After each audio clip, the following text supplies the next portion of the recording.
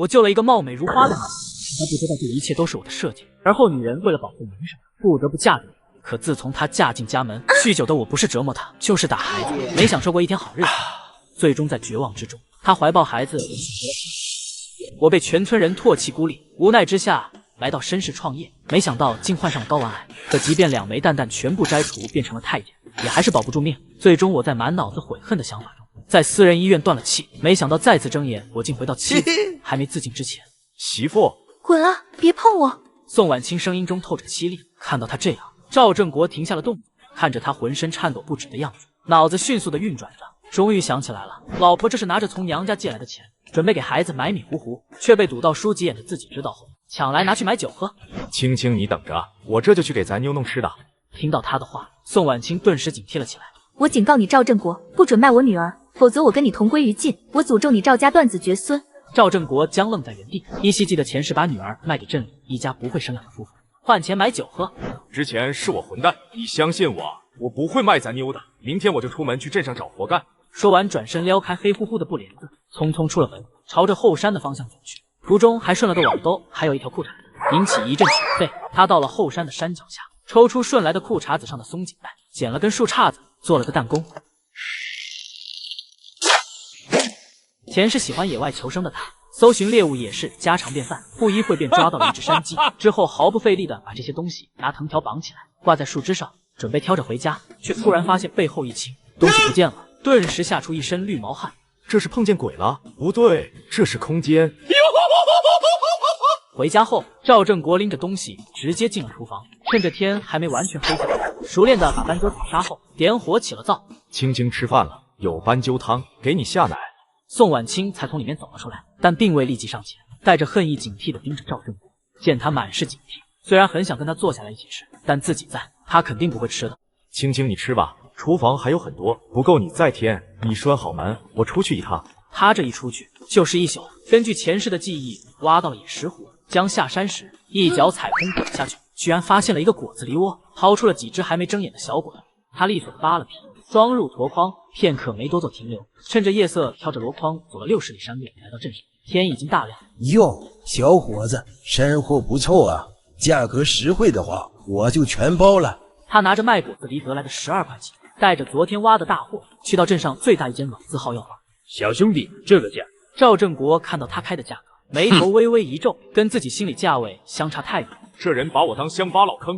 看他不实诚，伸手就准备收回自己的东西。小兄弟，别着急，价钱不满意，咱可以再商量商量嘛。年轻人脾气不要那么急嘛，六张大团结不能再高了。赵振国知道这个大货虽然被自己挖断，但也远不止这个价。但谁让自己着急用钱？回家路上，先是给家里添置了一些日常用品，随后拐了个弯，去找了个70多岁的老猎户，给了人家一堆吃的，把老猎户金贵到不行的猎枪给换走了。宋婉清看到提着2手东西，背着猎枪的赵振国，顿时血液涌上了大脑，扬手就给了赵振国一个巴掌。刚到家的赵振国被这一巴掌打懵了，还没来得及张口问他怎么了，就看到媳妇眼里蓄满了委屈的泪水。媳妇，你怎么了？我是哪里做得好？你跟我说，你还再不入妻，千万别气到自己。你是不是又跑去我家威胁我妈给你钱了？你怎么那么混账？我没有。你没有？你哪来的钱买奶粉？你当我不知道奶粉有多稀罕吗？那是我挣的钱。说着生怕他不信，连忙将手伸向裤裆。宋婉清看他这反应，更是生气。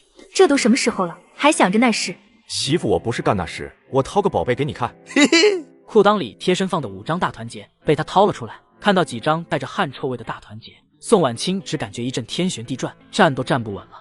这可是一些工薪家庭省吃俭用好几年才能存省下来的积蓄，你一宿没回来就挣了这么多钱，可不要犯触碰底线原则的错误。我昨天夜里去山上挖了野石斛，又刚好碰见了一个果子狸窝，一早天不亮就去镇上，后面观众老爷都知道了，就不展开细说了。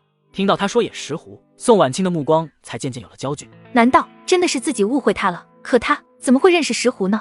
在自己老婆目光审视下，赵振国举起右手发誓，一再保证：我真没干什么坏事，否则我不得好死，天打雷劈，我赵振国断子绝孙。媳妇，你太瘦了，多吃点，不然孩子都没奶水喝，奶粉再好也抵不上母乳，而且奶粉又贵又不好买。说着，赵振国又把炖的乳白色鲫鱼豆腐汤往他那边推了推。这个叫鲫鱼豆腐汤，喝了产奶。他的话惹来宋婉清一记怒瞪，握着筷子的手却也没再拒绝，慢条斯理地啃着山鸡腿。你要是真的想改，就找个活干吧，只要肯出力，一天几毛钱，一个月也有10几块了。咱家开销也不大，日子能过得去。虽然比不上普通工人30几块1月的工资，但在乡下够生活了。第二天一早，赵振国早早的就上山了。宋婉清刚穿好衣服，就瞧见站在外面的人。二嫂这么早过来有事吗？刘桂华眼珠子滴溜溜的往厨房内打转，笑得十分是快。老四媳妇儿，我听大嫂说，昨天你家吃肉了，你们家老四是不是赢大钱回来了？赢了多少？竟然舍得买肉吃？说着也不等他回话，忍不住走到厨房门口。刘桂华一探头，就瞧见厨房梁上挂着好大一块肉，足足得10几斤。这老四该不会去偷去抢了吧？弄这么大块肉，这得花多少肉票？多少钱？你可得看好你家男人。赌博、喝酒虽然是陋习，但不会被抓。可要是偷东西、抢劫，这些可是要被抓的呀，这可是原则问题。二嫂，你说这是什么话？弟妹，你知道二嫂我是个直人，不喜欢绕弯子，心直口快，我这不担心老四犯错误吗？说着时不时瞟向房梁上挂着的肉，吞吞口水。他要是犯法，自然有公安逮他，不用二嫂操这闲心。听到他这话，刘桂华还想再说什么，可眼咕噜咕噜转了转，想到了什么似的，把到了嘴边的话又咽了下去。你也别恼，二嫂，我这不也是担心咱家老四吗？我家那口子跟他可是亲兄弟，我家小宝闹着想吃肉，都馋哭了。你看能不能先借5斤肉给我，回头我让你二哥给你们钱。这2年多的相处下来，宋婉清心里跟明镜似的，早摸透了这个二嫂是个什么货色，什么东西进了她家都是肉包子打狗，一去不复返。这么大事，我当不了家，做不了主。二嫂，你等老四回来，你们跟他说吧。说着走过去，咔嚓一声把厨房门给拴上了。刘桂华看他这副样子，心里十分不痛快。这婆娘生个闺女，还敢给我甩脸子？那行，等老四回来，你记得跟他说，把肉帮我送家里。扭身走的时候，刘桂华脸上的笑挂不住了。宋婉清，你得意个啥？等老四从那牌桌上下来，知道我来借肉，还不是得乖乖奉上5斤肉？城里长大的人又咋样？还不得捏着鼻子嫁给了赵振国，还生个赔钱货？神气什么？另一边山上眼瞅着快晌午了，赵振国靠着前世那点记忆，费了好一番功夫，才寻见那猪眼石斛。有了昨天抹黑的经验，抬起来倒也顺畅多了。不知不觉的天就擦黑了，他才小心翼翼的把那一大颗完全弄出来，用早就准备好的布将石斛包起来，放进空间里，迈着大步哼着小调，准备下山回家。转身却撞见了一只梅花鹿，看样子是来赶石斛的。赵振国屏息凝神，枪口对准不远处的梅花鹿。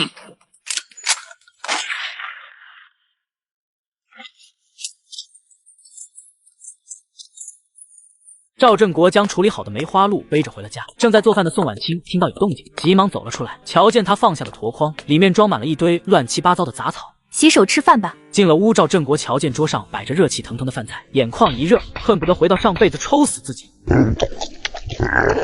媳妇，待会儿我去村长家一趟，这几天把咱家里的电线扯上。宋婉清一听，身体微微一僵，忍不住开口提醒他：通了电，那可是以后每月都要交电费的。说完，偷偷瞄了他一眼，生怕他怪自己多嘴，恼羞成怒掀桌子。赵振国敏锐地捕捉到媳妇说这番话带着小心翼翼，他放下筷子，走到门口，把箩筐提进屋。媳妇，这个是我今天挖的，改天去城里药店卖了，这种品相应该能卖个不错的价钱。宋婉清直勾勾地盯着他手里巴掌长的野石斛。真的是你挖的？媳妇，我发誓，我真的没偷没抢，这是你男人辛辛苦苦在山里挖了一天的成果。宋婉清看他一脸坦然，这才将信将疑的点了点头，没再说什么。媳妇，这个你收好，我明天还要上山。宋婉清一听他还要上山，有些走神的点了点头，回想到白天的事情，开口跟他说道：白天咱们二嫂过来了，她要借5斤猪肉。赵振国注意到他拉着脸，明显是不高兴。媳妇，以后这个家你做主，你不想借咱就不借。他不会是那天喝酒把脑子喝傻了吧？还是喝出良心来了？为啥赵振国模样没变，却感觉跟换了个人似的？我不想借，二嫂她嘴上说借，但肯定不会还回来。她也不是头一回借咱家东西不还了。不想借咱就不借，赶明你把他借的东西列个单子，我去给你要回来，咱不受他的气。吃完饭，赵振国带着半斤肉摸黑出了门。村长看见是赵振国，满脸的不悦，但扭头瞅见他手里的肉，满脸褶子都笑开了花，赶紧把人迎进屋。振国呀，这么晚来找叔有事？栓柱叔，我想家里搞个电灯，你有空帮忙安排一下。王栓柱瞅着那块肉，笑得眼睛都眯成了一条缝。成，振国你放心，赶明我就给你安排这个事儿。赵振国一听他这话，也没多做停留，起身道了谢就走了。回到家，走到厨房时，看到自己媳妇正低着头啃自己吃剩下的那些肉骨头。你在干什么？宋婉清一听是他的声音，吓得一哆嗦，到嘴边的骨头也跟着掉在了地上。别打我，我没偷吃，真没偷吃，这些都是你啃剩下的，我只是觉得丢了可惜。这一刻，赵振国只觉得五雷轰顶，他回到家只顾着吃，也没问媳妇吃没吃，潜意识里觉得他吃过了。媳妇，之前是我混蛋，我不该那么对你，我保证以后再也不会这样了，你别再这样委屈自己了，好不好？宋婉清看着跪在面前的男人，直到感觉胸前被湿热侵染，她封闭已久的心好像有了一丝松动，积压2年的委屈隐忍仿佛找到了发泄口，眼泪啪嗒啪嗒的掉了下来，小拳拳一下一下落在赵振国身上。赵振国，你个混蛋，禽兽！不知道过了多久，媳妇的眼泪不再滴到他背上，小拳拳也收了回去。赵振国知道媳妇宣泄完了情绪，才松开她纤细的腰肢，从地上站起身，捧着媳妇白皙的双颊，低头吻了上去。另一边，刘桂华左等右盼，都这么晚了，老四家怎么还没给我送猪肉来？他越想越气，索性直奔老四家。刘桂华到了老四家，看见门没关，就直接进去了。刚到堂屋门口，就听到里屋传来异样的声音。他这个过来人哪能不明白里面在做那档子事？怕撞破这种事引来尴尬，掉头就想离开，奈何听着里面传来的声音，脚居然不听使唤的来到里屋门口。自己跟自家男人已经半个月没干这档子事了。刘桂华看得丢了魂，脚步慌乱，匆匆的走了回去，瞅着坐在屋内的自家男人，走上前一嘴吻了上去。老赵，我想要。赵振中看着自己媳妇，一副急不可耐发浪的样子，双手还胡乱扒拉着赵振中上衣，嘴里还迷迷糊糊的喊着老四快来。听到自己媳妇嘴里叫着老四时，愤怒的起身把他推倒在地。你个不要脸的骚货，你刚叫谁？说着拿起地上的竹条就直接招呼了上去。贱婆娘，以后再让我看见你私下去老四家，老子就打断你的腿。次日，村长王栓柱带着电工扛着梯子来了，一进院子就瞧见振国媳妇坐在院子的桌子边上吃饭。振国，这还没吃完饭呢。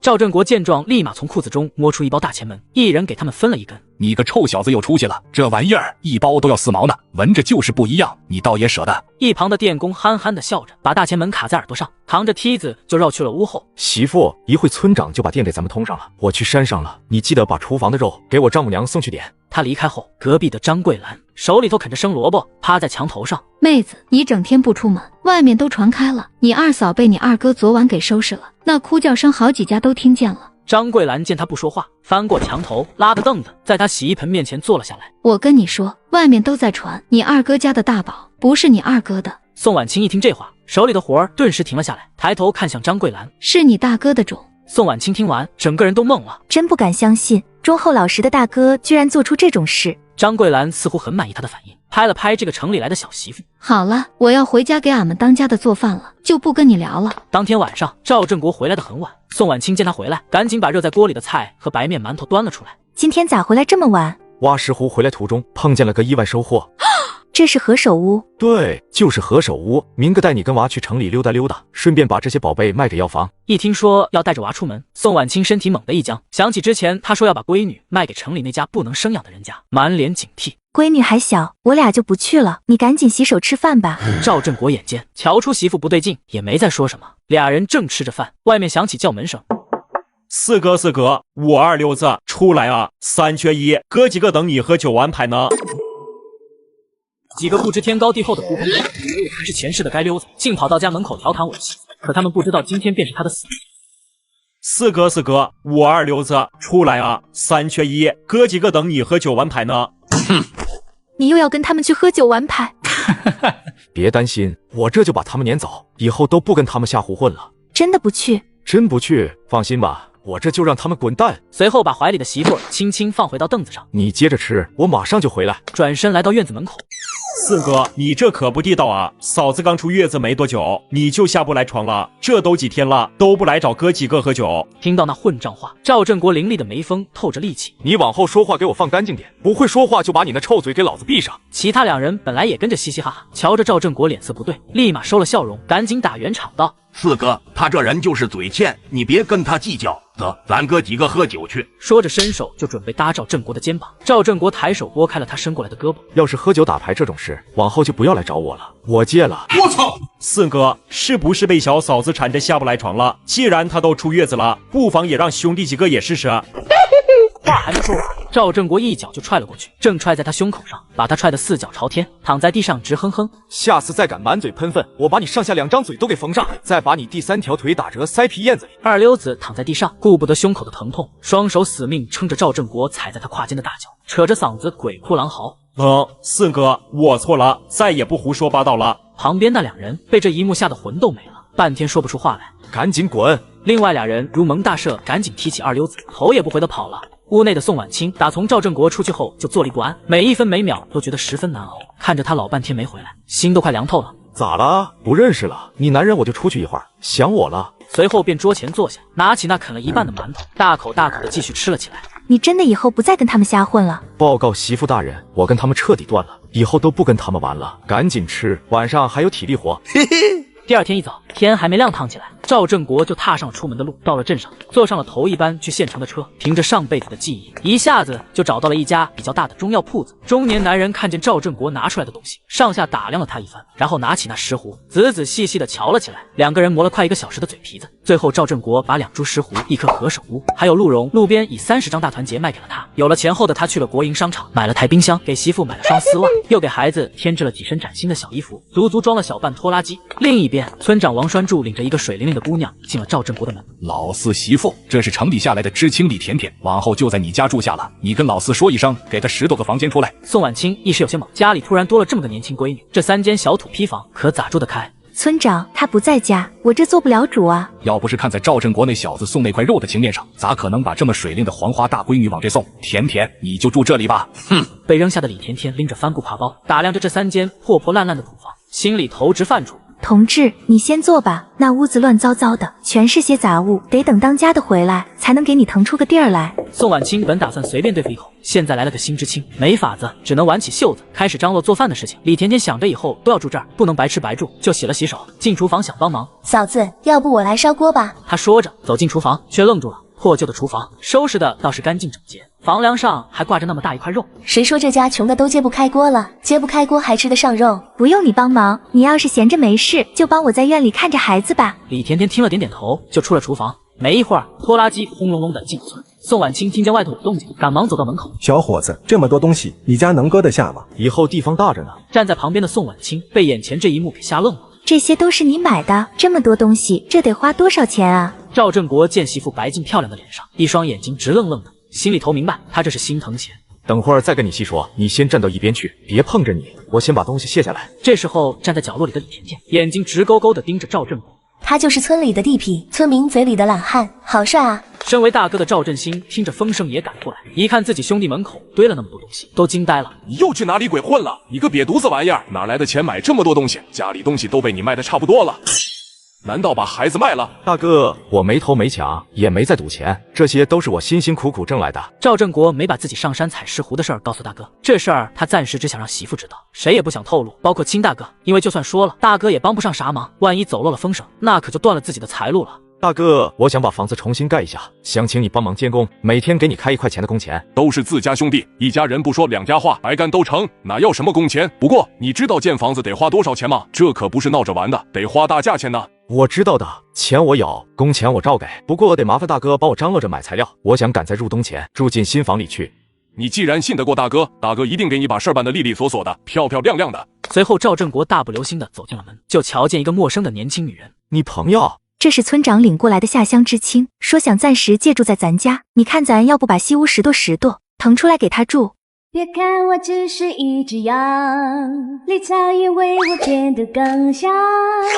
味道咋样？好吃。媳妇，其实不用起这么早为我做饭的，你哄着孩子多睡会儿。你要去打猎，山里又有些冷，早晨还是吃点热的好。吃过早饭后，赵振国挑着箩筐朝着山上走去，走了差不多2个小时，就非常顺利的找到了猪石斛。临到中午，就把石斛全采完了。眼看时间还早，并未立即下山，而是在周围寻找一些枯木，想碰碰运气。果然，还真让他发现了大火。那是4个形状大小不一样的灵芝。正准备离开时，赵振国眼角余光捕捉到了栗树旁一个不起眼的小洞，洞口周围散落着些许细碎的泥土和脚印，那是獾留下的痕迹。这好像是个獾洞，獾肉鲜美，可以给媳妇补身子。不过獾肌敏而狡猾，有些难捉，得用烟熏。于是立马从空间找到了一小捧干辣椒。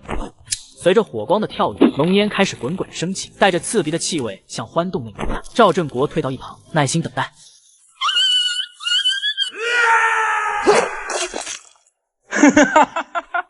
最后，赵振国从空间里取了一袋水，确保火完全熄灭后，才掉头下山。今天怎么这么早？说话间，看到他竹篓里塞着草叶子，这几次下来，光是看着他竹篓里装的草，就猜到里面有东西。哇，肯定有大货！在宋婉清来到自己跟前后，赵振国弯腰低头，就想要朝他脸颊去亲。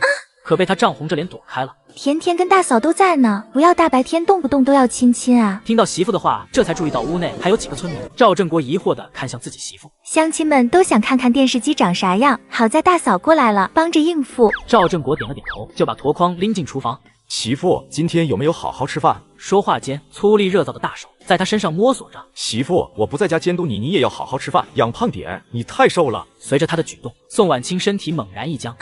家里还有这么多人呢。话音刚落，就听到大嫂的声音：“老四回来啦，那你帮着你媳妇招呼着，我该回去了。家里的几个兔崽子该放学了。”说话间，将暖水瓶放在灶台，低头解着腰间的围裙。大嫂，你等一下。然后从厨房快速的找出一小袋冰糖，余光瞟了一眼赵振国，生怕他不高兴似的。见他只顾低头逗着怀里的孩子，压根没留意自己这边，这才暗暗松了口气。大嫂家没少帮衬着咱过日子，今天也是知道这边来了很多村民看电视机，他就放下手头上的事情过来帮忙照看着，我这才没那么手忙脚乱，有空照顾孩子。之前家里确实没什么拿得出的，咱现在稍微有了点，想回馈一下大嫂，你看可以吗？以后咱家都是你做主，你想给谁就给谁。大嫂，这个你拿回去给大娃二娃他们吃。不行，这么客气干啥？你留着给妞妞吃啊。老大媳妇看着手里被他塞的小半斤冰糖，说什么都不肯要。这年代糖水是招待尊贵的客人的，一般人家哪喝得起这个？但是在宋婉清的坚持下，他才有些不好意思的接过东西离开。今天咱大嫂在家里帮着忙了一天，多亏了她，我才有空照顾孩子，不至于饿肚子。听到自家媳妇又一次跟自己解释，赵振国的心就一阵揪疼。这些天下来，媳妇在自己面前还是这么小心谨慎。宋婉清见他盯着自己不说话，有些紧张了起来，手足无措的同时，不自觉低头扣着手指。你要是不喜欢，我下次不会再这么做了。看着面前的媳妇，赵振国知道他又误会自己了。一包冰糖而已，我怎么会舍得对你生气？你今天就算是把全部家当连带电视机都送给大哥大嫂，我都不舍得对你说一句重话。而且咱家你当家做主，你想干嘛都成，不用在乎我。明天回来，我再给你买就是了。听到他说的话，宋婉清盯着面前的男人看了好一会儿，见他不像是跟自己赌气，这才完全松了口气。今晚躺在床上，不能再倒头就睡了，要好好给他补补课才行。媳妇，要不要跟我去山脚下溜溜？我打支鹌鹑给你打牙戒。听到他的话，宋婉清也有些心动，随后留下李甜甜在家看门，二人便往山脚走去。振国，明天你要是去城里，我能不能回娘家一趟？我想告诉妈妈，你不再喝酒烂赌了，挣了钱还给我跟孩子都购置了新衣服，更是添置了很多家用。我想告诉妈妈，现在过得很好，不想让妈妈担心了。明天等我回来，跟你一起去。我办完事早点赶回来。之前一直说要把从丈母娘那里骗来的钱还上，最近一直忙，没抽出空来。正好明天去把手上的石斛、何首乌还有一些鹿肉给卖了，顺便给丈母娘买点东西孝敬一下。宋婉清听到身边的男人要跟自己一起回娘家后，有些惊讶地看着他，随后收回视线，唇角微微上扬，露出好看的浅笑。好。没过多久，赵振国就带他来到了一片生长着野鸭的湖泊前，停下脚步。就到这里吧，深处的山林太危险。说着，赵振国便脱了身上的衬衫，垫在草上面，让媳妇坐在上面等着。宋婉清听赵振国不肯再带他往前走，心里也并不失望。他扒开面前的杂草，望着里面倒映着蓝天白云和周围树林的湖泊，眼睛一亮。哇！你快看！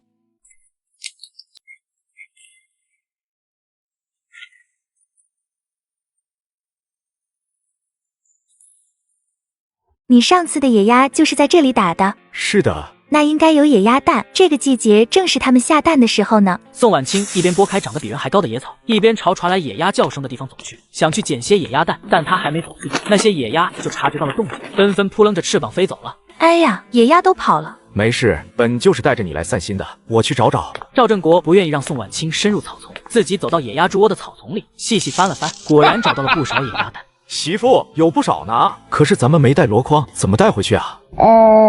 你等我一下，我有办法。只见宋婉清从包里拿出小刀，快步去一旁的金条树上割草。赵振国明白他的意图后，立马走了过去。媳妇，我自己割就行，你手上会伤到自己的。赵振国动作极快，不一会儿就弄了一堆金条。宋婉清平铺几根金条在地上，开始编起来，没一会儿就编出了个篮子底来。你看好不好看？哇，太好看了，媳妇的手真巧。说罢，赵振国起身，拾起地上的篮子，进到草丛里去捡野鸭蛋。宋婉清看着满满的一筐鸭蛋，也不贪多，有这些就够了。你在这里等一等，我往深处去，看能不能打到别的猎物。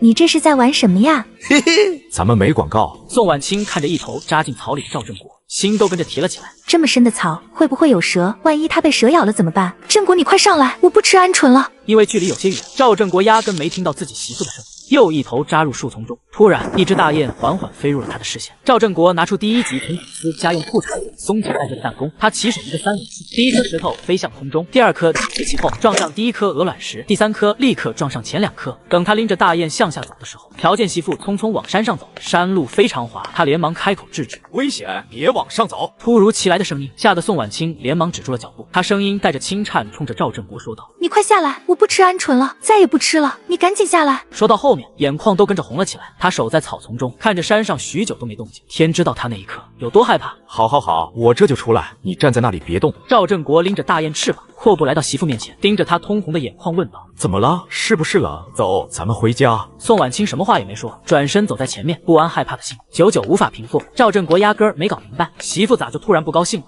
这一夜，两人相拥而眠。第二天一大早，天不亮，赵振国就起身出发去了镇上，赶上了最早一班车去了城里。这回他没去上次那家药房，怕被有心人盯上，选择去了另外一家药房。药房负责人仔细瞧了一番他带来的东西，没什么问题后，顺利成交。赵振国带着手里厚厚的大团结，就去了国营商场，刚准备给丈母娘挑选了一些补品，却意外碰见了上辈子人生中的一个大贵人王书记。用不了10年，这人就会进入 S 市，被提拔做了一把手。他刚挑好东西，就听到王书记那边闹哄哄的，周围也围了一圈的人在看热闹。嗨，我说你这人咋这么不讲究，把我的手表摔坏了，东西要照价赔偿，不赔你就想走。这位女同志，你误会了，我没想跑，我身上的钱不够，车就在外面，我出去拿了钱给你送过来。这是我工作证件，先压在你这里。你弄个假证件，在这里糊弄谁呢？你出了这个大门，好了，我找谁说理去？你是想让我自己赔吗？赵振国弯腰捡起地上的工作证，交给了王新俊，目光看向女柜员。多少钱？我帮他给。女柜员上下打量了赵振国一番，笑得那叫一个轻蔑。知道这个多少钱吗？你个乡巴佬上下嘴皮子一碰，就敢瞎胡说。说，一共127块5毛1，拿钱吧。找钱。女柜员看着桌子上的钱，满脸错愕。好嘞，上帝，你稍等。刚才真的谢谢你帮我解围，我车上有钱，就在前面，麻烦你跟我一起去取吧。赵振国点了点头，跟着王新军一起走到车旁。小兄弟，再次谢谢你，你去哪里？我送你吧。那就麻烦你了。两人路上边走边聊，不久车子开到院子门口停了下来。谢谢哈。没事，兄弟，我们有缘再见。说着看了一眼他身后的破土坯房，驱车离开了。赵振国转身拎着东西进了屋。媳妇，咱们今天就去妈那里吧。另一边，宋母正在院子里洗衣服，隔壁邻居走了进来。婶子，快别洗了，我瞧见您那不要脸的女婿回来了。大半个村子都清楚他女儿嫁了个什么货色。宋母一听邻居的话，连忙起身，慌忙走了出去，看着闺女跟以前愁眉不展的模样大不一样，那颗悬到嗓子眼的心这才算落了下来。你们俩回自个儿家，带这么多东西干啥哩？赵振国看着面前的丈母娘，恭恭敬敬地喊了声妈妈。宋母被他喊得心里头直发怵，赶紧招呼他们进屋。妈，我弟呢？带孩子去镇上了，估摸着也快回来了。话音刚落，就见宋婉清的弟弟宋明亮推着辆28大杠自行车，风尘仆仆的回来了。放好自行车，进屋一看，赵振国也在，脸色立马就阴了下来。宋母瞅见儿子那脸色，心里头明白是咋回事。儿，振国买了一堆东西过来看我。哼。这时候，赵振国唤亲的三姐赵小燕抱着孩子进来了，一瞅见自己弟弟，眼里头闪过一丝愁云，可还是勉强挤出个笑来。弟，你来了。一时间，屋内陷入沉默。宋婉清她摸了摸口袋，掏出一沓子大团结。妈，这是振国让我拿给你的，快收起来，身上带这么多钱干啥？丢了咋整？这钱您一定得拿着，以前是我不懂事，往后我跟青青好好过日子，这钱您要是不收，我心里头不踏实。宋母瞳孔微震了一下，不明白这短短的日子里到底发生了什么，能让人改邪归正。目光看向自己女儿，见她含笑示意自己收下钱，这才心里头七上八下的把钱揣了起来。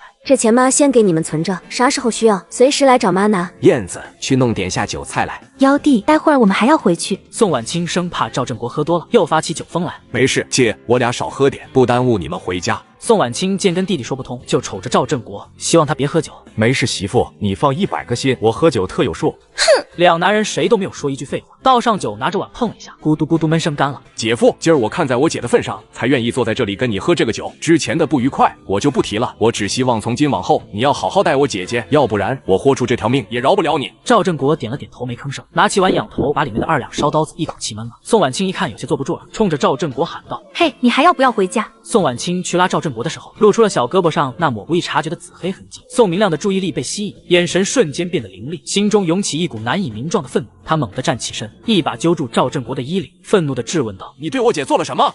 你对我姐做了什么？她手上的伤是怎么回事？还说你改好了，我看是狗改不了吃屎，你改个屁！”赵振国被这突如其来的质问弄得措手不及，目光看向宋婉清的手腕，这才恍然大悟，急忙解释道：“弟弟，你误会了，那是我跟你姐。”说到这里说不下去了，那确实是他弄的，但不像是宋明亮想象的这样。赵振国这支支吾吾的样子，更是让宋明亮坚持了自己的推测。你个混蛋，竟然敢欺负我姐！赵振国被打得踉跄几步，险些摔倒。他捂着疼痛的脸颊，却并没有还手，只是不断的重复着：“弟弟，你真的误会了，我是欺负你姐了，但不是你说的那种欺负，是另一种欺负。”哪种欺负不是欺负？宋婉清见状，急忙上前拉住弟弟：“弟弟，你真的误会了，这伤是我自己不小心弄的，跟赵振国没关系，你别打他了。”姐，你有委屈就说，大不了离婚回来，咱家不缺你这口饭吃，嫁不出去当老姑娘也无所谓。幺弟，我很感动，但这次真的是误会他了。宋婉清不知道怎么和弟弟解释，只能红着脸在赵小燕耳边低语了几句。赵小燕听完恍然大悟，赶忙在宋明亮耳边说着什么。哎呀，都怪你，要不是你太能折腾了，弟弟又怎么会误会？显然宋明亮还是不太相信，做那事还能把胳膊伤成那样，但看看姐姐羞涩的模样，好像还是真的。你要是敢打我姐，你给我等着！放心吧，我会好好对青青的。第二天，赵振国上山薅了把野芹菜，想带回家调味用，却发现扔不进空间。他以为空间坏掉了，可扔其他东西都是正常的，他没敢吃，把那把野芹菜带到了村卫生室。这不是野芹菜，而是毒芹。毒芹与野芹菜在外观非常相似，但毒芹全株有毒，误食毒芹后可能出现口腔灼热、肿胀、咀嚼困难等症状，严重者可能在10余小时内死亡。医生，你能别玩游戏了吗？我以为你接到广子了。他连忙给村医塞了2包山海关，报答他的救命之恩。赵振国怀疑自己的空间有变毒的能力，他一边摘一边往空间里扔，跟他推测的差不多。那些红伞伞、白杆杆无法被收进空间，这算是空间的附属功能见毒。除了植物外，他还想试试动物。赵振国灵巧的在山林间穿梭，每一步都显得谨慎敏捷。他试了下剁下舌头的时候，可没有剁下舌头的时候。果然，毒蛇被剁下舌头后，方能放进空间。不知道媳妇吃不吃蛇肉，先带回去问问吧。她要是不吃，那就带到集市上售卖。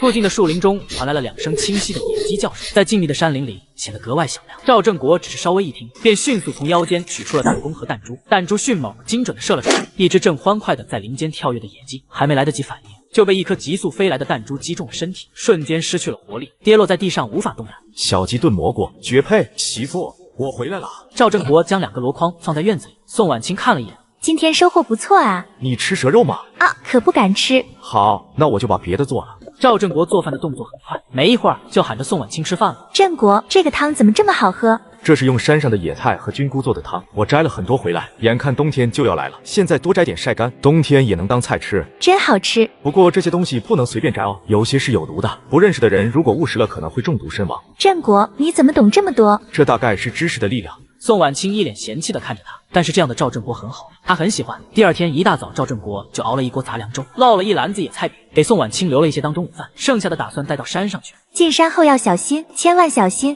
知道了，媳妇儿放心。赵振国再次踏入森林，每一步行走都格外谨慎，仔细观察着周围的环境。不远处，一个不大的湖泊映入眼，5、6头黑色的野猪正在泥水中欢快的打滚。他选择了一个地势开阔、视野极佳的草丛后面隐藏起来，耐心的等待着。没过多久，野猪们洗澡洗得有些疲惫了，朝着赵振国的方向走来。他们的嗅觉极为灵敏，还没走到赵振国隐藏的地方，就已经嗅到了他的气味，立刻变得警觉起来。赵振国躲在草丛后面，屏住呼吸。野猪们嗅了一会儿，没有发现什么异常，便继续前行。他耐心的等待着，直到前面的4头野猪走过去，才将目光紧紧锁定在最后1头野猪身上。他手中的猎枪早已蓄势待发。当最后1头野猪逐渐进入赵振国的射程范围内时，他轻轻咳嗽了一声，成功吸引了野猪的注意。野猪停下脚步，向赵振国张望时，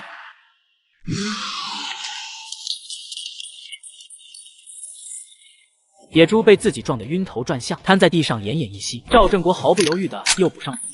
就在他准备拎刀分割野猪的时候，树林里突然传来了窸窸窣窣的声音，让赵振国的心瞬间提到了嗓子眼。不是吧？野猪居然杀了个回马枪！他迅速端起猎枪，随时准备应对可能出现的任何危险。但从树丛中跑出来的并不是他想象中的成年野猪，而是2只小野猪。赵振国举起枪托一下砸一个。你说我是把你们杀了烤乳猪呢，还是养着以后慢慢吃呢？他把2只野猪装进了箩筐中，却对这只大野猪有点不知道该怎么办了。他只能勉强拖动。下山后没走几步，他就有点拖不动了。幸运的是，他遇到了几位还在地里忙活的村民，他们及时伸出了援手。振国，这野猪是你打的吗？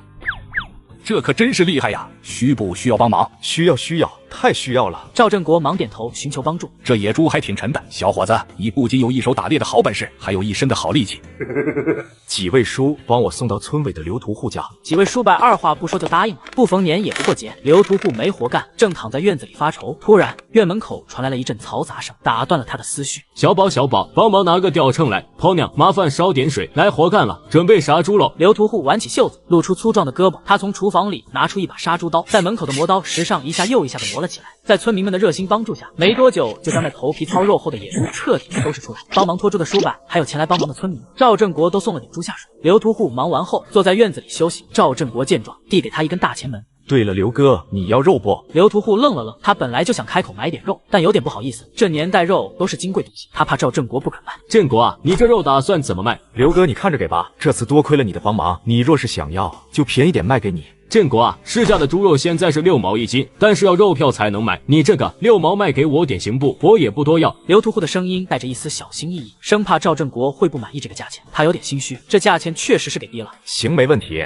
，8斤，也就是4块8毛钱。刘屠户的脸涨得通红，他都不敢拿正眼瞧赵振国了，他觉得自己辜负了赵振国的信任。他自己称了肉，其实可不止8斤那么点，都快9斤了。不除去杀猪钱吗？不用，振国兄弟，6毛1斤肉已经占了你天大的便宜了，哪儿还要什么杀猪钱？这时人群中钻出一个人来，他舔着脸试探性的问道：“振国，束手头巾，能不能先赊点肉啊？”赵振国挑起眼皮一看，是村里的老李头，平日里也是个爱占小便宜的主。赵振国打了个哈欠，理都不理。这是振国兄弟拿命换来的肉，才6毛1斤，还不用票。你要买就赶紧买，不买就滚蛋。老子杀猪累了，搞完要回去歇着。就是，振国兄弟心善，卖这么便宜，你爱吃不吃？不吃别耽误我们买。李老头见状，知道今天是不可能赊到肉了，只好悻悻的离去，嘴里还在不停的嘀咕着什么。等人走的差不多了，赵振国压低声音，把箩筐掀开给刘屠户看。刘哥，你看这小猪崽子，现在能腌了吗？振国，这俩猪崽子太小了，现在腌它还太早，你先带回去养着，等这猪崽子长大了，我亲自去给你腌了。是腌它呀？赵振国挑着沉甸甸的野猪肉，脸上洋溢着难以掩饰的喜悦，大不留心的往家里。媳妇，快来看我带回什么好东西了呀！这是野猪肉吗？看，还有这2只小家伙呢。媳妇儿，你愿意养猪不？养，反正养你和他都是顺带手的事。吃完饭，赵振国挑起了2个沉甸甸的箩筐，准备给大哥、二哥以及几位亲戚朋友送点肉。大哥大嫂在家吗？哎呀，振国呀，你怎么来了？这是什么呀？这么沉。大哥，这是我今天打的野猪，分点给你们尝尝。振国，这肉我们可不能白要，得给你钱。你这是说的什么见外话？咱们都是亲兄弟，有福同享，有难同当，这肉你们就收下吧，别跟我客气。另一边，赶集回来的刘桂华早就等得迫不及待，要不是赵老二拦着，他恐怕早就按捺不住，自己上门来要肉。刚走到赵二哥家门口，就听见里面传来刘桂华略带焦急的抱怨声：“哎呀，这老四怎么还不来啊？我这都等得急死了！你是急老四还是急老四的猪肉？你想吃肉自己买去，小四送是情分，不送也没啥。”赵振国闻言，嘴角勾起一抹笑意，推开门走了进去。哎呀，振国啊，你可终于来了！我这盼星星盼月亮，可把你盼来了。刘桂华伸手想凑进去箩筐里翻翻，被赵振国伸腿拦下了。赵振国笑着将手中的肉给二哥递过去。哎呀，振国呀，咱们兄弟俩不用那么客气，你留着自己吃呗。说着给刘桂华使眼色，让他给赵振国准备点东西带回去。刘桂华打着哈哈，就当自己瞎了，完全看不见。这天晚上，跟赵振国关系不错的人都收到了他送的肥肉和大骨头。第二天，赵振国就跟往常一样，靠着上一世的记忆寻找石斛。这一路上杂草丛生，绊脚得很，走了快2小时，还没到一半路程。索性就停下来歇歇脚，顺便看看能不能打点吃的。过了一会，熟悉的鸡叫传来，赵振国随手赏他一颗石子，力道恰到好处，石子崩在野鸡脖子上，将其打晕过去。一下午收获野鸡3只，野兔1对，还有20来只红嘴雀。收拾好猎物，赵振国正爬到树上观察情况，突然后面树林里传来一阵响动，远远的看到一头足有1米高的野猪出现在视线中。好家伙，这得有500斤吧？赵振国脸上露出惊喜的神色，然而下一秒，我操！我操！赵振国没有犹豫，也不敢好奇发生了什么，转身就朝着山下的方向跑。一声从未听过的兽吼让赵振国头昏脑胀，双腿一个打绊，整个人扑倒在地。然而正当他继续往下跑的时候，被脚下的东西绊得一个踉跄，滚落的速度越来越快，撞得他7荤8素，天旋地转。赵振国无比后悔自己不该操之过急，这么频繁上山。不是阎王殿啊！赵振国躺在那里喘着粗气，缓了大半天才挣扎着坐了起来。幸运的是，并没有很严重的伤，挣扎着站起了，走了2步，却被地上的东西绊了下，又摔了个狗吃屎。赵振国定睛一看，发现刚绊自己的东西不是石头，而是一柄大约3寸宽的金如意。随后从空间里取一把刀，又将水壶里的水浇在金如意上，便立即开始刨土，轻松的把埋在土里的金子挖了出来。这下也不着急找路爬上去了，继续朝着前方走去，时刻留意附近是否有石头。大约又走了1个多小时左右，太阳已经高高挂起，才找到上去的路，可却再也没捡到金子。我是不是有点贪心了？金子哪能遍地都是？又走了半个小时，才找到那株石斛。好不容易把石斛采出来，放进空间里，刚准备下山，就遇到了发小庞北。四哥又来找猎物了，嘿嘿，来看看有没有货。结果迷路了。许久不见的二人聊得正起劲，四周突然变得极为安静，原本栖息在附近的鸟兽全都逃开了。两人一脸严肃，握紧手里的刀，谨慎地环顾着四周。这时，一只白虎不知何时已经绕到了身后。赵振国猛地转身，对上一双虎眼，空气瞬间变得非常安静，谁都没有说话，也没有动。赵振国强作镇定地举起手中的刀，想到刀的威慑力太小，他又仓皇扔掉刀，取出空间里的猎枪。赵老四，你买了新手机，旧的怎么办？当然是撇了。我劝你不要过来，七不知外枪比爪子快，七不知内枪可是又快又准。唐北吓得转头就跑，一个巨大的黑影朝着赵振国扑来，他下意识地扣动扳机。此时老虎早已盯上他的武器，一爪扑掉他手中的猎枪，连带着他的身体也被扫倒。下一刻，视野中便只剩凌空劈下的虎爪。要死了吗？锋利的爪子径直刺进赵振国的身体，顿时皮开肉绽，鲜血四溢。赵振国一声惨叫，身体很快就失去了反抗能力。哥们儿，咱们商量一下，你能不能放了我？我女儿还小，我把我打到的猎物和采到的草药都给你，人肉不好吃。不等他有所动作，老虎如闪电般出击，狠狠拍向他的手腕，手中的刀瞬间被拍飞。老虎没有丝毫犹豫，张开血盆大口。啊！我竟然还活着，这又是哪里？莫不是老虎把我带回虎穴了？可是怎么会呢？随即洞外响起的一声虎啸，印证他的猜想。一只老虎从洞外走进来，嘴上还叼着一只啃了一半的鹿。见他醒了，老虎松开嘴里的鹿，把他叼进了洞穴更深处。一只奄奄一息的小老虎，血流不止。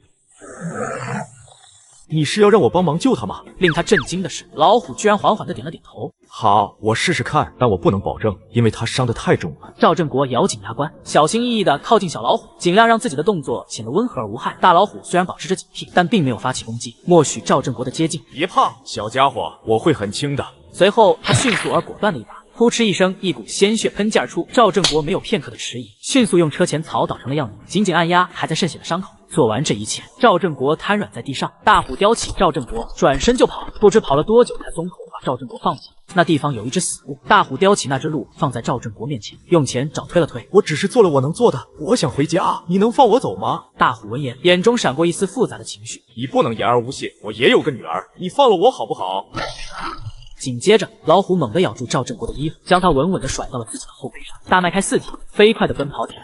别人进山都是九死一生，而我不仅从虎口脱险，还要老虎亲自背回家。我操！振国，你这是咋整的？咋伤成这样了？村医连忙放下手中的活迎了上来。先别问了，帮我包扎一下伤口啊，要么我一会人没了。村医见状也不再多问，麻利地给赵振国处理伤口。你这是被什么咬伤的？别提了，今天打猎灾了，遇到老虎了。什么？老虎下山了？你是怎么捡回一条命的？我没事命大，不过你帮我个忙，帮我瞒住媳妇，别让她知道我受伤的事情。另一边，附近的砖厂已经轰隆隆地开动了10辆拖拉机，浩浩荡荡地把砖都拉到了赵振国家门口。周边的村民们一个个跟赶集一样，纷纷跑来凑热闹。这赵振国是不是在外面干了啥见不得人的勾当？咋就一下子这么有钱了？就在这时，宋婉清手里攥着钱走了出来。振国他就算爱喝酒、爱玩牌，也从不干那偷鸡摸狗的事。谁再敢瞎说，我撕了你们的嘴！一提起赵振国，周围瞬间安静了，就连小孩都不敢哭了。大妹子，咱不是那个意思，你别往心里去啊。宋婉清也没再搭理他们，朝砖厂老板走去，把手里的10张大团结递了过去。老板，你点点。老板笑着数了数，道了声谢，乐呵呵的走了。刘桂华得知赵振国要盖房的消息后，匆匆出了门。二嫂，你这是有啥事儿？刘桂华盯着老四媳妇看了好半晌，眼里的嫉妒都快溢出来了，就是憋着没说话。以前老四家里穷的连电都用不起，现在倒好，还买上电视机盖新房了，凭什么？刘桂华扭身找了个凳子一坐，直勾勾的盯着老四媳妇。你说说你们，大了只野猪就不知道自己姓什么了，还借钱买电视机，这不就是穷大方吗？宋婉清并没有吱声，她很清楚二嫂是个什么样的人，自然不会跟她在口舌上争个高低。刘桂华见老四媳妇不说话，还以为被自己说中了。我就知道你们家穷的叮当响，怎么可能一下子变得有钱了？又是电视机又是建房的，感情真的是借的，怕不是高利贷吧？我家大宝再过2年可就能读书了，你也抓紧再要个，生个不值钱的丫头片子有什么用？听到他这番话，宋婉清脸色也不好了起来。那是我身上掉下来的一块肉，是千金，怎么就成了便宜货？二嫂，没事的话你就回吧，省得二哥待会儿找不到你又大嘴巴子抽你。刘桂华怎么听不出他话中的意思？那天晚上自己挨打的事情，想必整个村子的人都知道了。傍晚，宋婉清趁着孩子睡了，和面准备做点面条，想着家里还有个李甜甜干活还没回来，就给他也做了份。回来啦，快把东西放下洗洗手，我下面给你吃。随即两人一前一后进了屋内。赵振国把箩筐一放，从里面掏出今天采的石斛。站在一旁的宋婉清不明白他这是要整啥幺蛾子，眼瞅着他拿出石斛后，还一个劲儿的往外掏干草，直到赵振国从里头掏出一个金灿灿的东西。这是……剩下的话他愣是一句也不敢往外蹦，这东西他只在博物馆见过。咋就跑到自家来了呢？赵振国瞅着媳妇那呆愣样，忍不住扑哧一声笑了出来。这下子再也不用为启动资金发愁了。正琢磨着，院子里头突然传来了一阵动静。宋婉清一听，立马回过神来。我出去瞅瞅，你赶紧把东西藏起来。这事儿要是让外人知道了，上报上去，你得进去劳改。到了外面，宋婉清一眼就瞅见了李甜甜。得在赵振国还没从屋里头出来的时候，想办法把李甜甜支开。甜甜干了一天活，累了吧？你先洗洗，我做了面条，待会儿煮好就能吃了。一听宋婉清这么关心自己，她心里头暖洋洋的，眼眶也有点发热。好的，小嫂子。李甜甜瞅见宋婉清一直站在原地盯着自己，她有些疑惑。咋了，嫂子？没事儿，我就是看你忙活一整天了，还习惯这儿的生活不？她这一问，李甜甜心里那股子委屈劲儿可就绷不住了。嫂子，今儿白天干活的时候，听到另一个知青素芬说，那家的男主人老是对她动手动脚的，不老实的很。那家的女主人还明里暗里的骂她是个骚货。宋婉清是一句也没听进去，心思全在屋里的赵振国身上，琢磨着他到底把东西藏好了没。随后赵振国迈着大步，拎着箩筐走了出来。行嘞，我下面给你们两个吃。吃过饭，赵振国回到卧室，搂着宋婉清。媳妇儿，往后我指定好好挣钱，再也不让你受委屈了。钱你拿着，想咋花就咋花，我就想你吃好睡好。好呀好呀。说话间，赵振国的手开始不老实起来。察觉到动作的宋婉清按住他的手，别，等一下。说着从他怀里出来，往外看了一眼，确定李甜甜没进来，又折了回来，拉着赵振国走到床前。藏好了吗？见他这副神神秘秘的样子，赵振国心里直痒痒，低下头，低头吻了上去。别，我来那事了。那你下面垫的是什么？你个大男人，问这做什么？见媳妇这个反应，赵振国知道他是误会，他上辈子确实很禽兽，媳妇来那个的时候也不放过他。明天去城里，我想让你买点这方面的用品，明天缺什么，咱都一块买回来。第二天一早，赵振国就踏上去镇上供销社的路。他一个大老爷们儿，一点没觉得有啥别扭的，进门就直愣愣地问售货员：“同志有没有卫生巾呢？”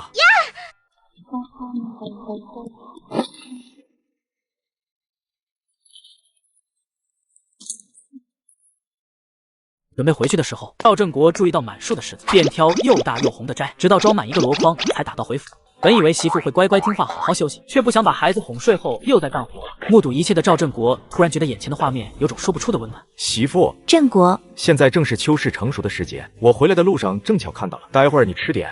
李甜甜还没下工回来，宋婉清边淘衣服边瞄向赵振国，正好扫过地上的鹿，其中一个细节让他瞪大了眼。怎么了？鹿长了4只脚，这是鹿茸，可以卖的，这看着有3斤重了，能卖个好价钱。随后几天，赵振国一直往返在山里和家里之间。宋婉清在家将吃不完的柿子晒成了柿子饼，天渐渐的黑了下来。宋婉清脸上泛起急色，不时的张望以往赵振国回来的路。怎么这么晚还没回来？哎，不会出什么事吧？呸呸呸！宋婉清不断张望着，仍旧不见赵振国的身影。随后找到赵振国留在家的砍刀，义无反顾地走进了危险的密林。振国。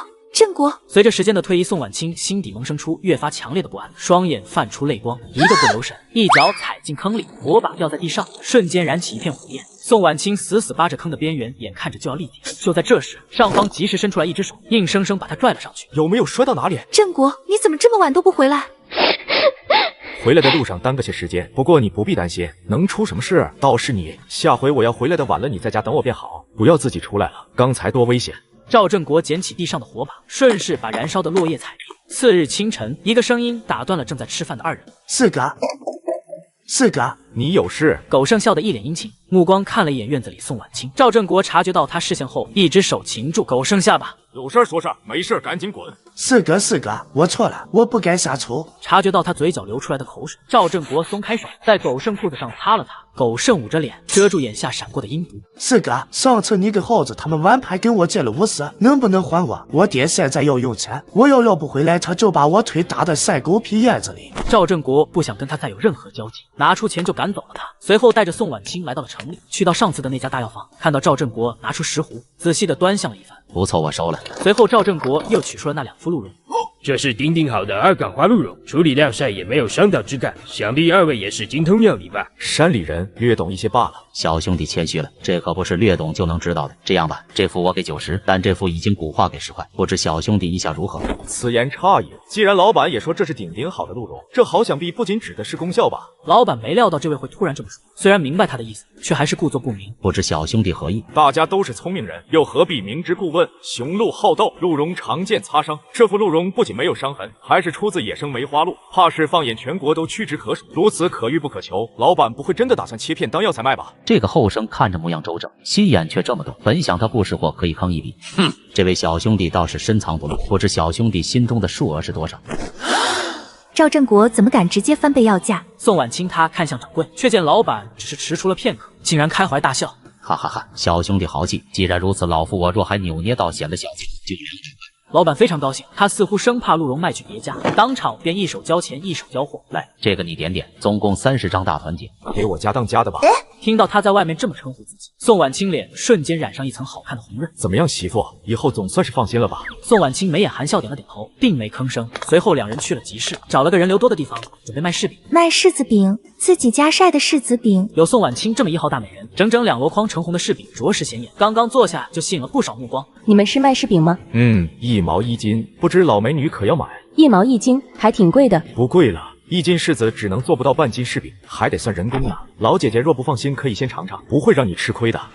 好吃，来2斤。赵振国笑得更加灿烂。宋婉清自觉地帮忙装柿饼，第一个客人心满意足离去，早已观望多时的人们堵不及了，一拥而上。赵振国和宋婉清忙得不亦乐乎，转眼的功夫2筐柿饼就所剩无几了。总共多少？差不多10块钱了。宋婉清凑近赵振国，压低声音说，生怕被人听见。回家路上发现很多村民围在一起，对着一男一女指指点点。这不是跟甜甜一起下乡的知青和大毛他爸吗？下乡知青不知检点，朋友付之夫乱钻苞米地，遭全村围观。我听说当时被发现时，看到2人脱光了，抱在一起，那东西都还插在女人的身体里。可不是咋地，女的当时就吓晕了过去，男的提起裤子就想跑，被另外一个年轻力壮的村民给抓住了。等着被批斗游街吧，这俩人以后都别想抬起头做人了。此刻的李甜甜得知事情后，就从地里赶了过来，但她顾不得累，只想尽快找人帮忙，不要把这件事弄大。赵哥，麻烦你快出来一下。听到声音的宋婉清整理了一下衣服走了出来。怎么了？这是发生什么事了？李甜甜目光朝屋内看去，看到男人的一双大脚，确定赵哥在家后，收回视线。嫂子，我赵哥在家吗？我有事请他帮忙。李甜甜说着上前拉住他白皙的手腕。嫂子，你别倒水了，我真的有急事，需要赵哥出面帮忙。我知道赵哥肯定有办法。听到他的话，宋婉清放下手上的暖水瓶。你赵哥身体不对劲，在屋里休息，什么事让你着急成这样？听到宋婉清的话，李甜甜本不想说，可对视上小嫂子的目光后，想着她对自己的照顾，犹豫了片刻，还是说了出来。我一起下乡的同学，在村子外的苞米地中跟大毛家他爸干那事，被村子里的人发现了。说到后面，李甜甜有些不好意思了起来，毕竟她虽然经了人事，但一个未出嫁的大姑娘，对这种事还是羞于说出口。她现在被民兵抓起来，准备要进行游街批斗。她的话听得宋婉清更加糊涂了。他跟人干那种丑事被发现了，现在连我都知道了，想必整个村子的人都知道了这件事。你找你赵哥干嘛？这种事他能帮上什么忙？李甜甜头低得更低了，恨不得埋在胸口。我来的时候听说赵哥是咱们村里的混球，村子上的民兵都怕他，所以我想他要是出面处理，肯定能行。我现在算是听出来了，在你眼里，你赵哥就是个连民兵都不想招惹的地痞无赖。说着脸色跟着也难看了起来。虽然他不想否认什么，但凭什么他就认为遇到这种丑事，自家男人会替他趟这趟浑水？甜甜，我自认为这些日子待你不薄，吃住从来没亏待过你，你良心被狗吃了，竟然想着让赵振国帮你干这种事。说着将手重重地拍在桌上。这种事你找其他人问问，看有没有人愿意帮你。李甜甜不傻，看到小嫂子这样，不明白自己只是想帮同学，不清楚哪里惹恼了他。可眼下除了能找赵哥解决这事，再也找不到其他人了。嫂子，我求求你了，我同学还未婚，他要是被游街批斗，以后再想嫁个好人家就难了，你就让赵哥帮帮忙吧。听到他厚颜无耻的话，宋婉清也没再跟他客气。你不用求了，我是不会让他去的。还有，我们家庙小，容不下你这尊大佛，晚上你记得收拾一下东西，明天我会跟村长说，家里住不下，让他重新帮你安排一户人家。这话一出口，李甜甜都傻眼了。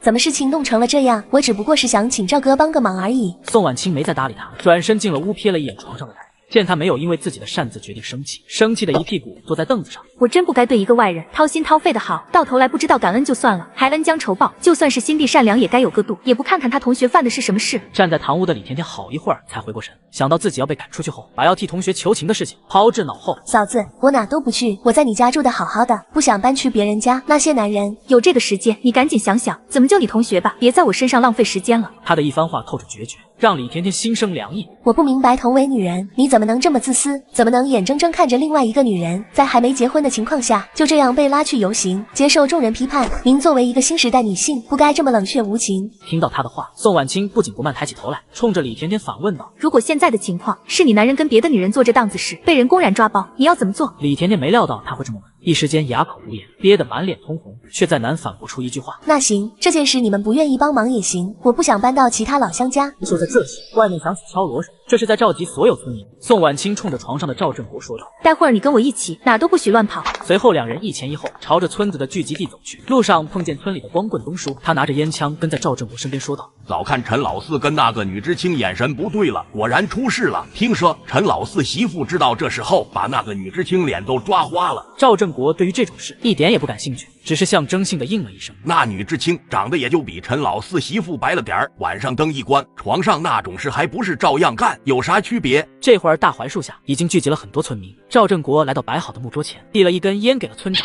老四啊，你小子最近是有出息了，以后有啥好事也带我家小子。那正好，我家最近要建房，他要是有时间，可以过来帮忙监工，一天给他开8毛钱，您看成吗？村长一听还有这好事，顿时拍腿应了下来。成啊，那感情好。说完愣了一下，眼珠子滴溜了一圈，笑眯眯问道：“你小子这么好说话，是找我有事？我想把家里的知青安排走，包在我身上。”然而这一幕落在李甜甜眼里，误以为赵哥在帮自己同学周旋，欣喜万分的同时，不忘冲宋婉清露出一个挑衅的眼神。这时，旁边穿着朴素的老嫂子冲着宋婉清小声提醒道：“你瞧瞧，跪在地上的那个小骚货都被捆起来了，他还一副不知羞的在四处张望。你也看好你家老四，你家住的那个女知青，他俩玩得很好，别都是一路货色就麻烦了。”听到身边老嫂子的提醒，宋婉清冲他和善的笑了一下，并没吱声。没多大会儿功夫，集合的地方就被围得里3层外3层。村子里的妇女情绪非常激动，议论谩骂声源源不断。就在这时，铜锣响了，瞬间非常安静。名卫兵押着一男一女，让他们在场地中间跪好。王栓柱站了起来，清了清嗓子：“今天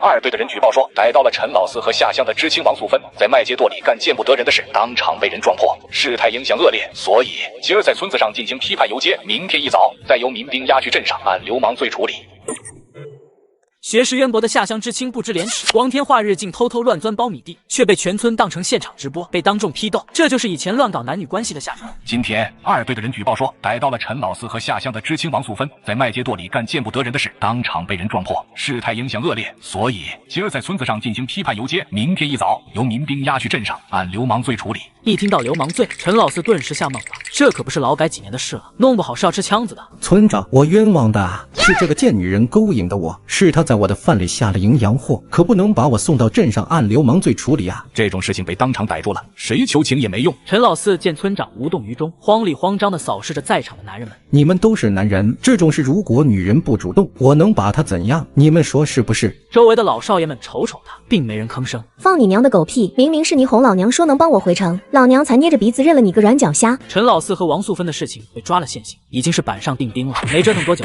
过程就算走完了。明儿一早，他俩就得被送往镇上游街判罪。李甜甜这才觉得自己太天真了，没小嫂子开口，赵哥怎么可能主动去帮自己同学脱困？眼睁睁看着素芬被五花大绑地带走，自己却啥都做不了，正打算离开呢，就听见王栓柱喊自己：“小李同志啊，你等一下！”李甜甜停下脚步，扭过头望着正朝自己走来的村长，疑惑地问道：“叔，找我有啥事？”小李同志，赵老四家最近建房子，人多势稠，我怕他们顾不上你，给你另寻了一户人家，条件可比老四家好多了。听到他的话，李甜甜手脚冰凉。难道刚才赵哥找村长就是为了赶我离开？叔，我在赵哥家住的挺好的，不想搬。村长脸上的笑容僵了下，随即恢复正常。你还小，不懂这人情世故，就这么定了。明天一早你赶紧收拾好东西，别耽误了地里的活。说完也不等李甜甜回话，背着手走了。李甜甜站在原地，怎么想都想不明白，小嫂子为啥非要这么绝情，要把自己撵走不可。宋婉清，要是这样，那就别怪我不客气了。你家天天吃白面馒头，肯定有啥猫腻。只要我写一封举报信，就能把赵振国抓进去，看他个几年出不来，到时候我还能立功，提前回城工作。想到这些，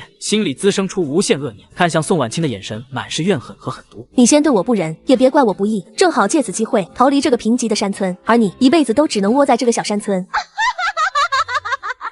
回到家里，甜甜假惺惺地冲着坐在院子的宋婉清说道：“小嫂子，我不知道事情会这么严重，要知道会被定流氓罪。我说什么也不会为难赵哥去救我同学。”听到他的话，宋婉清脸上露出不屑，没想到这姑娘的眼泪说来就来，下午她可不是这样子的。好了，甜甜，这件事不怪你，我也很想你留下，但我家的情况你也看到了，我跟你赵哥确实不太方便。李甜甜红着眼眶点了点头。最近给你跟赵哥添麻烦了，这些日子你们对我的好，我都记在心里呢。今天晚饭我来做，算是我的一点心意。宋婉清听了，虽然心里有些疑惑，但也没多想，就点头答应了。李甜甜径直进了厨房，她见夫妻俩都在外面，急忙打开油罐子和面缸时，却被里面满满当当的食物吓了一跳。我就知道他绝对有问题，这封检举信我写定了。晚上夜深人静的时候，李甜甜蹑手蹑脚，小心翼翼地从自己屋里来到东屋赵振国房间，把口袋里的下乡证件摸索着放在了柜子下面。然而他不知道，打他摸黑进去那一刻，赵振国就静静地注视着一切。次日一早，老早就来到村长家的李甜甜坐在小板凳上面焦急不安。叔，村头那个茅草屋压根就不能住人了，您不能把我一个姑娘家安排在那里。抽着旱烟的村长听到李甜甜的话，掀起眼帘瞥了他一眼。昨天发生那档子事，现在没人家愿意让你去住，我这不也没办法，你先暂时在那边住2天，等过段时间我再帮你想办法。听到他这番话，李甜甜脑袋嗡嗡作响。村长，那个茅草屋即便能住人，可晚上我一个女孩子也不安全啊，万一有人趁黑灯瞎火把我挨压了可怎么办？那周围连个住户都没有，到那时候就叫天天不灵，叫地地不应了。李甜甜看到村长一副不耐烦的模样，起身走上前，拉住他干巴巴的老手。叔，我求求你，再帮我想想办法行不行？一个人住在那边，我真的怕。村长一大把年纪了，看着手被面前的小姑娘拽着，心头痒痒的。那行，东西先放在我家，我再帮你想想办法。实在不行，你先在我家住下也可以。听到他这番话，李甜甜松了一大口气，脸上露出了笑容。谢谢村长。说着立即收回了手，在王栓柱看不到的地方，带着厌恶蹭了蹭自己手。另一边的赵振国朝村口走去，今天是县里1个月1次的大集，他要去钓鱼，钓前几天偷自己媳妇钱的那条大鱼。到了集市，赵振国在人多的地方摸出烟盒抽了一根，不经意间露出兜里的几张大团结。没一会儿，赵振国就感觉背后有几双眼睛盯上了自己，随即赵振国不紧不慢地买了一个大箩筐的东西。他刚出来，就有人掐灭了烟头跟了上去。操，这家伙也太有钱了，整个一个肥羊，得赶紧告诉三哥。盯梢的是个大长脸，他是看着赵振国从兜里掏出来一叠大团结，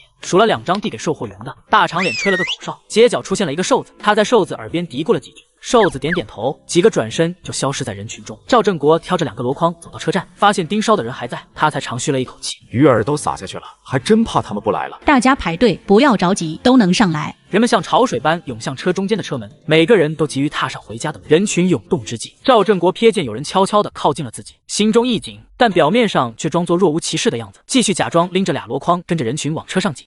终于来了。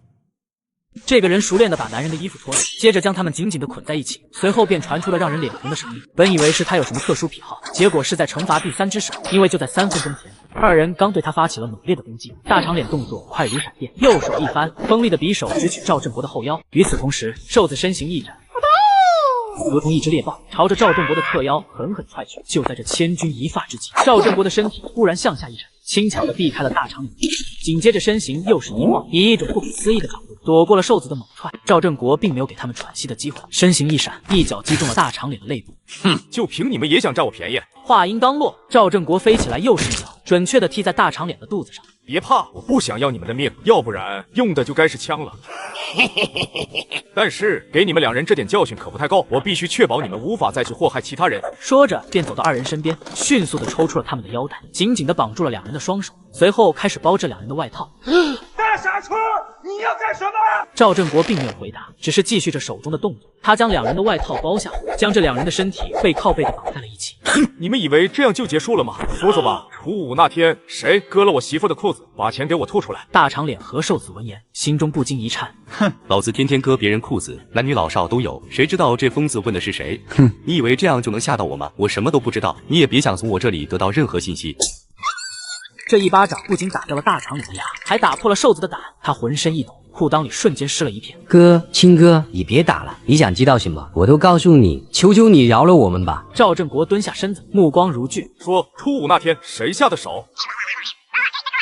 瘦子抬头偷瞄了一眼赵振国，见他脸色阴沉的可怕，又连忙低下头。但是那钱我们兄弟俩花差不多了，没钱还给大哥您了。按照我们这里的规矩，偷来的钱有1半都要上交给组织，剩下的那1半我们俩又抽又喝，没几天就挥霍的差不多了。组织？你是说你们背后还有团伙？瘦子此刻已不敢再有任何隐瞒，他点了点头。是的，我们这些人都是被一个叫3只手的人控制的，他手底下有很多人，专门在城里干些偷鸡摸狗的勾当。大长脸见瘦子将组织的秘密一一吐露，急得如同热锅上的蚂蚁，急忙用后脑勺去撞瘦子。瘦子，你就是个彻头彻尾的怂蛋，怎么能这么轻易的把组织的秘密往外说呢？要是被3只手头目知道，我们2个人都得死。大长脸开始骂骂咧咧，试图阻止瘦子。赵振国毫不犹豫地扬起手掌，对着大长脸的脸颊就又是狠狠的一嘴巴。这个组织到底是什么来头？它长什么样子？住在哪儿？组织里到底有多少人？瘦子被赵振国的气势吓得浑身颤抖，连忙将自己所知道的都说了出来。不过他资历浅，没资格见三只手。在确认瘦子已经将所知道的都吐露出来后，担心这两个人会趁机逃脱，于是，在离开之前把二人的下巴卸了下来。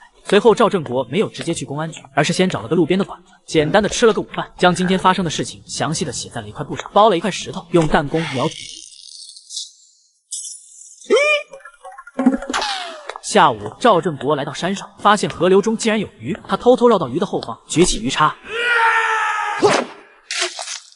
重复几次，他成功捕到几条鱼，把鱼穿起来，正准备下山，身后传来一阵细碎声响，与之一同出现的还有一股莫名的臭味。赵振国停下动作，扭头看向身后的灌木丛中，一个硕大的脑袋探了出来。棕熊！熊见他没有逃跑，谨慎地停在几步之外，刨土宣誓。赵振国急忙掏出枪，勉强支撑着发软的身体。刨土的熊更暴躁了，晃着脑袋又靠近了几步。赵振国脑子飞速运转，将手中的鱼用力往一边扔去。棕熊发出一声震耳欲聋的吼叫，直扑鱼而去。赵振国立即扣住扳机，也不管打没打得到，撒腿就跑。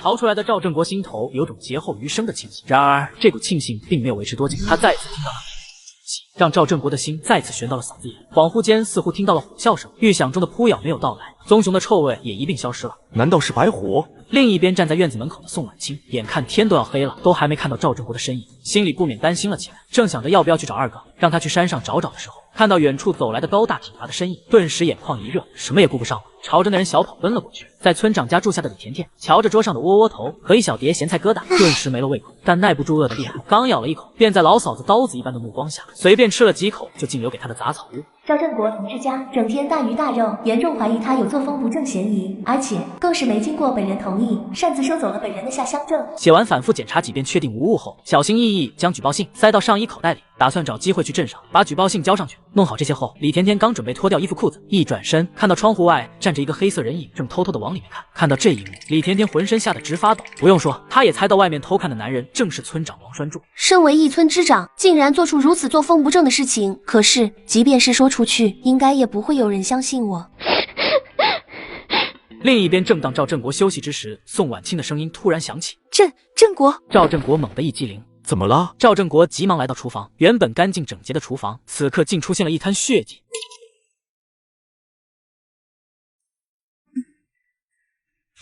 什么东西？一个小偷肉贼。宋婉清一看到他，刚才的恐惧瞬间烟消云散。他受伤了。那你打算怎么处理他？随便，杀了或者吃了都行。就不能放了他吗？我可听说猫肉是酸的。随便你。好，那给他包好伤口，就放了他。宋婉清蹲下身子，开始细心的为小猫咪清洗。赵振国见状，无奈的摇摇头，直接转身去上了厕所。等他回来的时候，感觉到有什么东西在咬自己的裤子。我操，什么东西？他来不及多想，就从空间里掏出枪，枪口对准这只小老虎。此时，宋婉清提着一桶水从门外走进来。猫，别咬你主人的裤腿哦，咬坏了，它一生气可就要把你杀了吃肉了。赵振国听到宋婉清的话，面色一沉。你说这是什么东西？不认识了吧？这就是之前那只灰猫咪啊，我给它洗干净后，才发现它原来还挺漂亮的。媳妇，这哪里是猫啊，这可是老虎。宋婉清惊讶地看向小橘猫。天呀，等长再大一点，可不就是老虎吗？不行，万一他爸妈来找他，进来村里把我们都吃了就坏了。你先睡，我把他送到后山上去。宋婉清挠了挠头，有些无奈。我帮他洗干净之后，帮他止了血，本打算让他离开，可这家伙就像粘了胶一样，怎么赶都不走。我一赶他，他就死咬着你的衣服不放。赵振国抬头发现自己晾在院子里的衣服上留下了几个明显的咬痕。要不你就养它吧。赵振国看看小老虎，又看看宋婉清，觉得他们俩现在就像是一伙的。不养。赵振国还没来得及继续往下说，就见小老虎又开始咬他的裤腿。他轻轻地把小老虎崽踢开。去你丫的！只见他在地上打了个滚，站起来后又继续来咬他的裤腿。宋婉清似乎意识到了什么，他好像有什么事想找你。赵振国虽然有些不耐烦，但还是面色不悦地跟着小老虎崽走了出去。小老虎崽一路向山上跑去，就见一棵老树下躺着一匹奄奄一息的老虎。不会吧，白虎竟然为了我和棕熊拼命了？赵振国急忙从空间里找了点地瓜烧，倒在母虎肚子上给它消毒。你伤得太重了，我尽力了，剩下的就靠你自己了。母虎哀鸣一声，算是应了他的话。小老虎眼见赵振国转身欲去，焦急地蹬腿追了几步，又依依不舍地回头望母老虎。母虎大吼一声，小老虎最终下定决心般再次转身，拼尽全力追上赵振国。小家伙别跟着我！小老虎非但没离开，反而紧紧地抱住赵振国的脚踝。这算什么？母老虎怕自己死了，所以托孤吗？我养不起你，去找别人吧。小老虎被踢得发出一声痛呼，但还是跟在赵振国身后。无论赵振国如何驱赶，都不为所动。最终，赵振国只能无奈地叹了口气，默许了他的跟随，但依旧不忘警告：别指望我会养你。下山的路上遇到一只野鸡，小老虎见状，眼疾手快地冲上前去，张开嘴，用稚嫩的牙齿咬住野鸡的羽毛，用尽全身力气往回拖，想要将这份意外的收获献给赵振国。然而，他没走几步就摔了个四脚朝天，真是个小笨蛋。随后，小老虎咬着他的裤腿就往一个方向拽。赵振国感到有些诧异，但还是跟着小老虎走了过去。地上赫然躺着那头跟母老虎战斗的棕熊。赵振国毫不犹豫地将棕熊尸体收进了空间。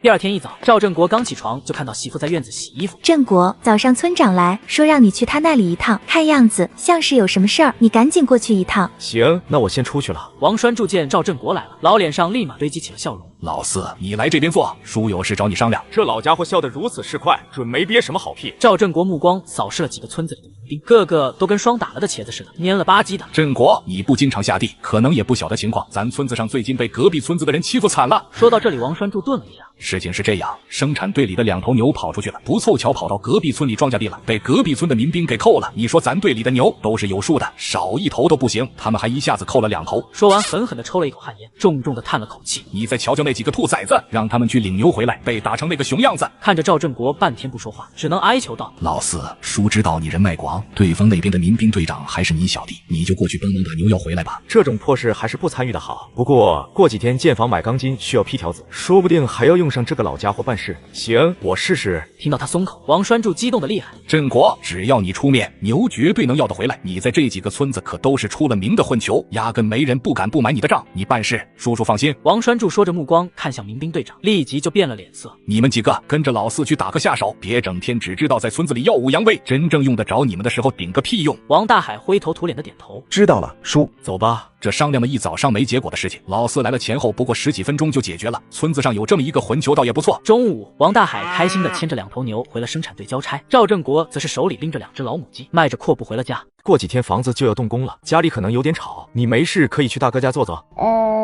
大哥跟二嫂的事情你知道吗？听到媳妇的话，赵振国愣了一下。大哥和二嫂？宋婉清转过身来，犹豫了片刻。他们说大宝是二嫂跟大哥的，所以我不怎么想去大哥家。听到媳妇的这番话，赵振国也被惊到了。二哥确实对大宝不冷不热，反倒是大哥经常会给大宝买糖吃。媳妇这么一说，那还真没准。行，不想去就不去，你去瞅瞅孩子，我去做饭。说着弯腰在宋婉清脸颊亲了一口。你去歇会儿，待会儿饭好了我喊你。这一幕不偏不倚，正巧让刘桂华瞧见了，他扯着大嗓门嚷嚷道：哎呦喂，这大白天的可真臊死个人！哎呦喂，青天白日的可真臊死个人！在这山洼洼里头穿这么好的衣服，想勾搭谁呢？哼！刘桂华心里头酸溜溜的，一看见老四就能想到那晚偷窥的一幕。二嫂有事吗？刘桂华收回打量宋婉清的目光，看向赵振国。老四啊，你大侄子最近正长身体，家里头太久没吃过肉了，他吵着想吃肉丝面条，你看能不能借给二嫂200斤肉跟500斤白面？赵振国眼珠子直勾勾盯着刘桂华那副尖酸刻薄的嘴脸。我记得前阵子我还给二哥送了2斤肉吧，之前你还在我这儿拿走了1斤肉票2两油是吧？先把那些还回来再说。刘桂华没想到赵振国会开口让他还东西。老四，你以前可不是这样的，是不是谁在你面前乱嚼舌头根子了，想挑拨咱们2家的关系？说话间还狠狠地剜了宋婉清2眼。宋婉清一听就知道二嫂这话是说给自己听的，也懒得跟他掰扯。那我先回屋了。刘桂华看宋婉清走了，急忙走到鸡窝边。这鸡能下蛋了吧？宋婉清一听这话，生怕赵振国一时心软又给他啥东西，急忙又走了出来。二嫂，你就别总惦记我家这点东西了，我家也不宽裕。话音刚落，赵二哥就拎着一根棍子，黑着脸进了门。老二别打我，你听我说，是大宝馋肉了，我才过来接一点肉。说着，他吓得直往赵振国身后躲。二哥这是咋了？赵二哥脸色铁青，眼珠子死死地盯着刘桂华。老四，你给我起开！我今天非得打死这个偷人的贱货不可。听到偷人2字时，赵振国看向吓破胆子的刘桂华。老啊，我错了，别打我，别打我啊！说着，他直愣愣地躲到宋婉清身后。老四媳妇，你快劝劝你二哥，别让他打我啊，会出人命的。赵振国看自己媳妇被刘桂华拽得踉踉跄跄的，一把将刘桂华推到二哥身边。二哥有什么事，你们回家关起门来慢慢解决。无处可以逃的刘桂华被赵二哥一路拽着回了家。刘桂华绝望地跪在地上。我真没跟那人有啥，都是外头那些长舌妇乱嚼舌根子啊！你咋能信他们的？就不信我呢？赵老二手里紧紧攥着那根棍子，气得浑身跟筛糠似的直发抖。你是什么货色？我比谁都清楚，更何况那二麻子连你屁股上有个黑痣都说得一清二楚，你还敢在这儿狡辩？说着，赵老二气得把棍子往地上一摔，闷闷地坐到了床边。此刻，赵振国带着小老虎穿梭在山林间，寻找着猎物出没的踪迹。突然，小老虎嗷的一声痛呼，赵振国立刻朝草丛奔去，反手从口袋里掏出猎枪。只见小老虎趴伏在灌木丛中，黄色的毛发上沾染着几丝血迹，在他的不远处赫然站着一只山羊。赵振国快速开枪，可惜子弹偏了半寸，并没有命中。赵振国眼神一凛，迅速又掏出长刀敲击山羊的后斜关节，使他跪伏在地，然后用一截草绳套住他的脖颈。回家的路上，村民的目光被这只山羊吸引。四哥刚从山上下来呀，这头山羊是你猎到的吗？赵振国面无表情的朝问话的人点了点头。这可真是厉害啊，一头羊少说也能几10块钱。就在这时，找王栓柱办完事的赵荣刚准备走，便看到了赵振国手中的山羊。后生仔，这羊是你的吗？有事吗？小伙子，这羊你卖吗？赵振国看着赵荣，没有立刻回答。见赵振国犹豫，赵荣又缓缓说道：是这样的，俺们村有只母羊需要配种，我看你这只羊很不错，能卖给我们吗？赵荣的话还没说完，站在他身旁的王栓柱就打断了他。赵队长，这谈买卖哪有站着谈的？如果不嫌弃，我家院子可以借你一用。赵荣也觉得王栓柱说的在理。小伙子，我请你喝杯茶吧。这次赵振国没有拒绝，牵着羊进了王栓柱家院子。年轻人，我也不亏待你，我给你50块，你看怎么样？赵振国放下手中的茶杯，卖给你。小伙子，你这性子爽快，我看你打猎手艺不错，正好过几天我们村上办寿宴，你再帮忙猎些山鸡野兔，这是卖羊的50块钱。说完，赵荣满意的牵着羊离开了。次日天不亮，就听到外面吵吵的喊人声。赵振国起身走了出去，就看到村长带着几个民兵站在外面，还有几个穿着正装的陌生面孔，身后还站着李甜甜。村长一大早的这是干啥呢？王栓柱一脸为难的看着赵振国，毕竟昨天才帮了自己一个大忙。老四，你先进去收拾一下，这几个同志有些事情需要你跟他们走一趟。各位先等等，他马上就出来了。为首的一个中年男人看了一眼周围堆起的砖发，问道：这是他家的砖，盖3间瓦房用得着这么多的砖？这得够盖4个3间瓦房了吧？王栓柱没敢吱声，他知道赵振国要盖城里有钱人住的小洋楼。回到屋的赵振国走到媳妇身边，天气还早，外面凉气重，你再休息一会儿。这一大早谁来了？村长来找我，没什么事，待会儿我出去一下，可能要晚点回来。听到他说是村长，宋婉清也就没多做过问。厨房有馒头，你自己热热再吃。好，我先出去了，没事就待在家里，等我回来。说完，直接迈着大步走了出去。来到外面，瞧见闻风赶来的大哥二哥，手里拎着锄头，一副要随时干架的模式。赵振国急忙走上前，冲他们开口道：大哥二哥，我没事，不用担心，晚点就回来了。身穿正服的中年男人听到赵振国的话，轻笑了声：小同志，我看你还没意识到事情的严重性，你这个情况没个几年，我看你别想出来了。这下老大老二都傻眼了，不清楚自家小弟到底在外面犯了什么事，眼睁睁看着他被人带走，却什么事都做不了。中午，宋婉清正在做饭，刘桂华笑得花枝招展的来到厨房。哟，要不我说，还得是你城里来的见过大世面，老四都这样了，你都还跟个没事人一样。听到他的话，宋婉清手上的动作一顿，转身看向刘桂华。哎呀，你不会还被蒙在鼓里吧？想到这里，一个没忍住，扑哧笑出了声。二嫂突然过来，说着没头没尾的话是什么意思？昨天我被老二抓回去，你们小夫妻愣是没人帮我说话，这报应来的也太快了。你家老四被城里来的那个小知青举报了，他人一大早就被抓走了。好吃好喝供养的下乡知青，反手举报我投机倒把，媳妇护肤心切，当众掌掴。哟，你还不知道那？你家老四被城里来的那个小知青举报了，他人一大早就被抓走了。天啊，这可咋办啊？我是不是说错话了？我知道了，二嫂没事的话，先回吧，我有事要出去一趟。说着，一把推开刘桂华，直奔生产队的地里。二话不说，扬手就是2巴掌。李甜甜被突来的2巴掌直接就给打懵了。小嫂子，你这是做什么？宋婉清此刻胸口都快要气炸了，瞧着李甜甜这副委屈怯懦的模样，扬手又打了她1巴掌。我还要问你做什么？我们家哪点亏待你了？你跑去举报我男人？李甜甜目光带着委屈看向周围的人，没有一个愿意上来帮自己说话。我是举报了，他要是没什么问题，自然会被放出来，你也没必要拿我撒气。看到他这副狼心狗肺的嘴脸，宋婉清气得浑身直发抖，恨不得也抽自己2个大嘴巴子。李甜甜见他被自己气得说不出话了，你不该一意孤行赶我出来的，现在你男人被抓走调查，你能奈我何？听到他的话，宋婉清再也控制不住自己的脸，抓着他头发与他撕扯了起来。你们就眼睁睁看着他欺负我，他男人现在都被抓起来了，你们还怕什么？他男人是被抓起来了，又不是被拉去枪毙了。这话说众人心窝子里去了，谁也不敢站在下乡的知青这边说话。我男人很快就会回来的，他没做任何违法的事情。得亏我还留了一手，即便查不到什么，我的下乡证还在他家里，只要到时候上门搜查，我咬死是赵振国威胁我扣留的，就算他长10张嘴，也说不清楚。哼！此刻原本被带走调查的赵振国正坐在一间干净整洁的办公室喝茶。坐在对面的王新军批完文件，上面有风声下来了，用不了2年就会全面大放开。我看你谈吐不凡，也不像是会甘愿留在那个小沟里过活的人。如果放开后来了京市发展，有什么事可以来找我。赵振国没想到自己只是前几季帮了他一个小忙，他竟帮自己这么大的忙，还说出这么重要的话。好，等放开后我去了京市一定找你。说着，王新军在纸上写下自家京市的详细地址和电话，递给了赵振国。这是我家地址和电话。赵振国回想起前世他身后的高官的父亲最近突发疾病去世。王书记，回去后先带令尊令堂做个健康检查吧。听到他说的，王新军愣神了片刻。最近我爱人打电话提过，我父亲身体似乎不太好，可他总觉得身子骨硬朗得很，没必要去医院，整天在大院下棋，就是不愿去医院检查。经赵振国这么一说，王新军决定这次调回去后，说什么也要带自己父亲去做一个详细的检查。走吧，我派车送你回家。这次的车怎么开？还是上次那样。傍晚时分，一辆轿车驶入贫瘠的小山村。小赵同志，今天的事情对不住了，是我们没搞清楚事情原因，就带了你回去调查。这件事是我们的疏忽，以后有什么事找我就行，不用再麻烦主任了。两人站在门口聊了起来。听到汽车声的宋婉清匆匆出了屋子，赵振国看到媳妇跑了出来，脸颊还带着2道抓痕。谁弄的？宋婉清红着眼眶没吱声。赵振国也没了跟李博聊下去的心思。抱歉，改天有机会请你吃饭。是不是没事了？不会再被抓去调查了吧？早上离开时不是告诉你了，晚点就回来了，不用担心。我有待在家里等你回来。待在村长家的李甜甜整个人都吓傻了。他一个地痞无赖，怎么可能连县里都有熟人？不可能，绝对不可能，一定是哪里弄错了。村长王栓柱瞧着李甜甜吓傻的模样，没好气地瞪了他一眼。知道害怕还敢举报？说着急急忙忙来到了赵振国家院子。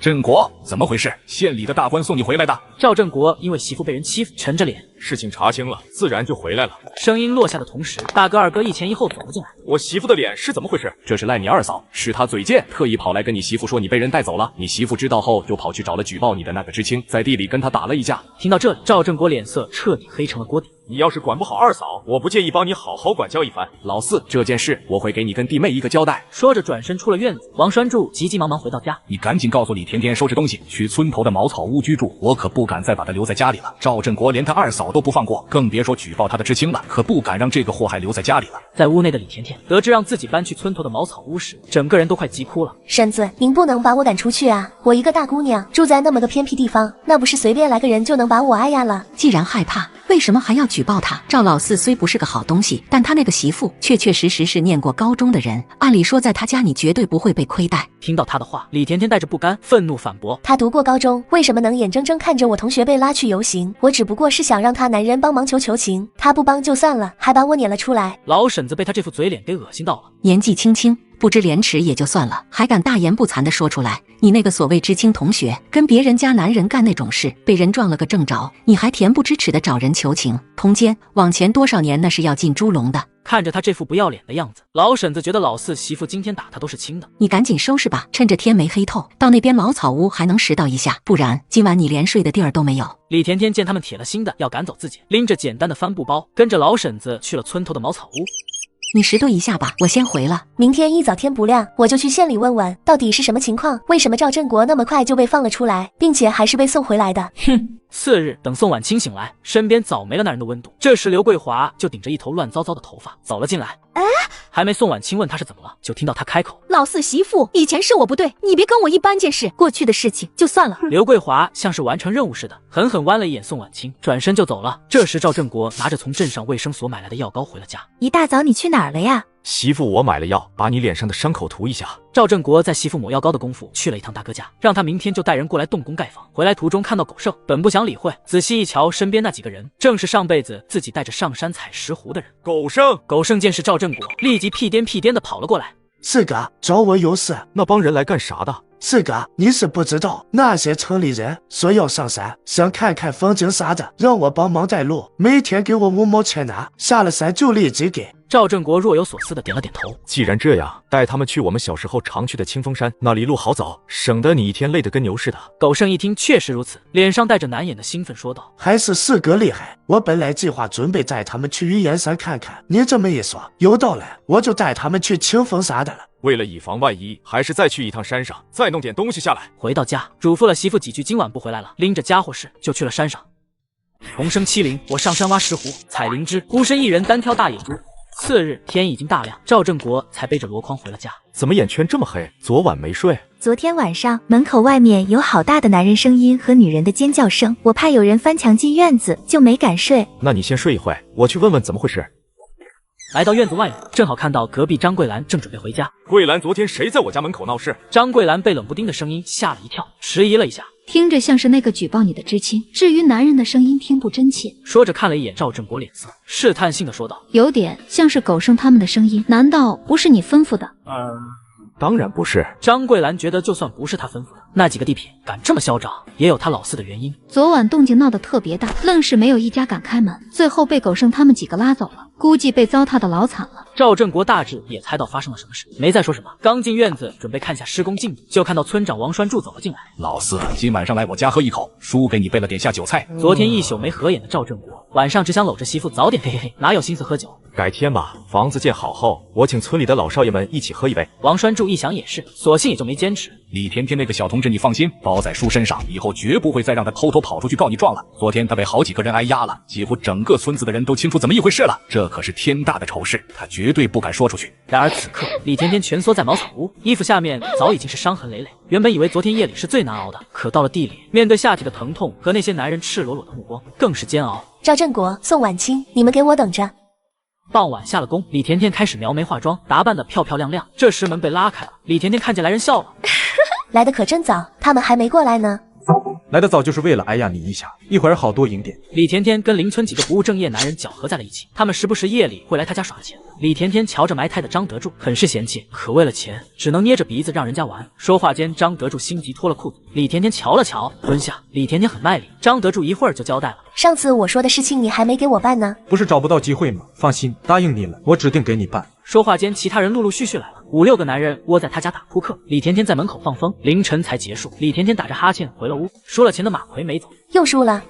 这点真背不能再玩了，最近输了好几百。耍牌输赢是正常的，下次捞回来就是了。给张德柱挨压了，你不留下来挨压一会？嘿嘿，老子回家睡媳妇儿去。有本事你把宋婉清睡了，那屁股那身材，宋婉清可是附近远近闻名的一枝花。他都不出门，我也寻不到下手的机会。李甜甜早就知道他惦记宋婉清，一直也帮着找机会。这2天你估计有机会了。赵振国家盖房子呢，乱糟糟的。你跟他是有多大的仇恨？你这女人心思真歹毒。说话间，马奎还是留下了。第2天，赵振国找到狗剩，询问城里那批人的下落。四哥，你让我留意那些人，我仔细瞅了瞅，他们一个个都带着些怪模怪样的家伙事儿。这2天在村里到处敲敲打打，看着可不像是来游山玩水的。听到狗剩的话，赵振国可以完全确定，那些人就是盗墓的地老鼠。是这样的话，那就好办了。你想不想立大功？狗剩一听立大功，眼睛立马亮了。赶紧说，咋样才能立大功？让我干啥都成。赵振国瞟了一眼周围，确定没什么人后，他在耳边跟他简单说了说，告诉他怎么做。四哥，我知道咋弄了。这件事儿成了后，以后你就是我亲哥。一连几天，赵振国忙着建房，也没在少上。早上，赵振国出来，瞧着摆在他家大门口的祭品，愣了一下子，瞧见四下没人，赶紧把东西收了起来。赵振国气得牙根痒痒的，本以为此事就结束了。第2天早上，大门口又出现了祭品。不行，今晚我守着，到底看看是谁干的。你守1天，能天天守着吗？人家是有针对性的，是奔我们来的。你说会不会是李甜甜？他一个知青，不信鬼神直说，不会是他，但是可能跟他有关。2口子思前想后也没想明白。半夜，赵振国大哥、二哥、兄弟3个轮班守着，结果他们只要守着就没事，一不守着大门口又给摆上了祭品，给3兄弟气够呛。这时宋婉清在蒸馒头，面粉弄到了衣服上。宋婉清低头看着自己的衣服，眼睛瞬间亮了。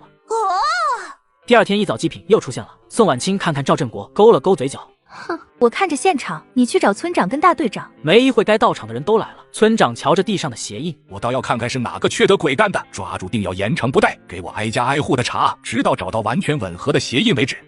一对不知天高地厚的奸夫淫妇，以为我没法找到证据，竟天夜里跑到我家门口放祭品。媳妇急中生智，仅用1斤面粉就找到了放东西之人，而我向来记仇，用1条毒蛇便将其抹杀。你们说是我干的，就是我干的，证据呢？没有证据我不认罪。全村人就你鞋底上有面粉，你还想抵赖？村长，你这话说的就不对了。我家昨晚吃的面条，在自己家才上的不行吗？难道村里就赵振国家能吃得起白面？是我不配吗？村里终究是没奈何了张德柱，死不承认耍无赖也确实没什么办法。什么玩意？一看就不是个好东西。郑国啊，那不是个好东西，除非抓到现行，不然张德柱是不会认罪的。你可千万别冲动。赵振国也深知这个道理，回去的路上却目睹张德柱去了李甜甜屋里头。这一大清早去一个女人的屋里头，这正常吗？你说你惹谁不好，你惹我就想不明白了，是我赵振国提不动刀了，还是你张德柱飘了？次日清晨，赵振国一早便在水井边洗脸。小声点，别吵醒了我媳妇，不然今晚上就安排吃烤乳猪。随后狼吞虎咽的吃完早饭，便上山了。刚进山不久，就在一棵树下发现了一条竹叶青蛇。赵振国迅速探出手，准确无误的捏住了他的脖子。我给你找个好去处。说着便悄无声息的来到张德柱屋外，隔着窗户便能听到屋内传来的鼾声。也是辛苦你天天半夜去给我家送祭品了。救命啊！村民们闻声赶来，看到这一幕都惊得目瞪口呆，而赵振国则站在不远处，嘴角勾起一抹不易察觉的微笑。青青啊，你怕是不知道咱们村四队出稀罕事儿了，那个张德柱家里出大乱子了。咋回事儿？说说呗。那个张德柱怕是招惹了山里的精怪，人家来报仇了。他昨晚上抱着一条竹叶青睡了半晚上。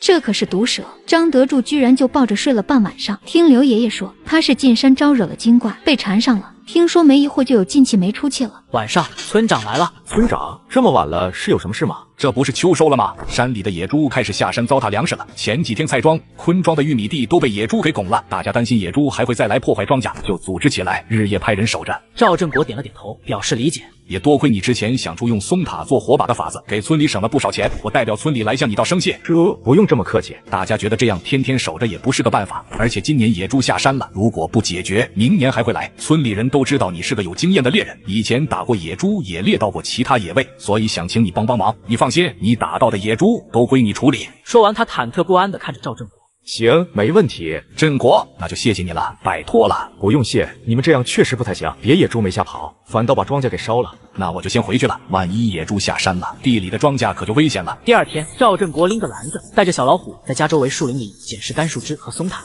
捡这些干树枝和松塔做什么？今晚我不回家了，打算在村里守夜。宋婉清一听，立刻明白了赵振国的用意。村里为了提防野猪的侵扰，每晚都会有人守夜。守夜很辛苦，晚上我给你送点宵夜过去吧。不用，我走的时候带点就行。你锁好门，哄着女儿睡，小老虎刘家里跟着你。夜里，赵振国带着一众村民寻找野猪的踪迹，周围嘈杂的声音惊动野猪，他们惊慌失措，撒开蹄子拼命往山里逃窜。开火，打一头算一头。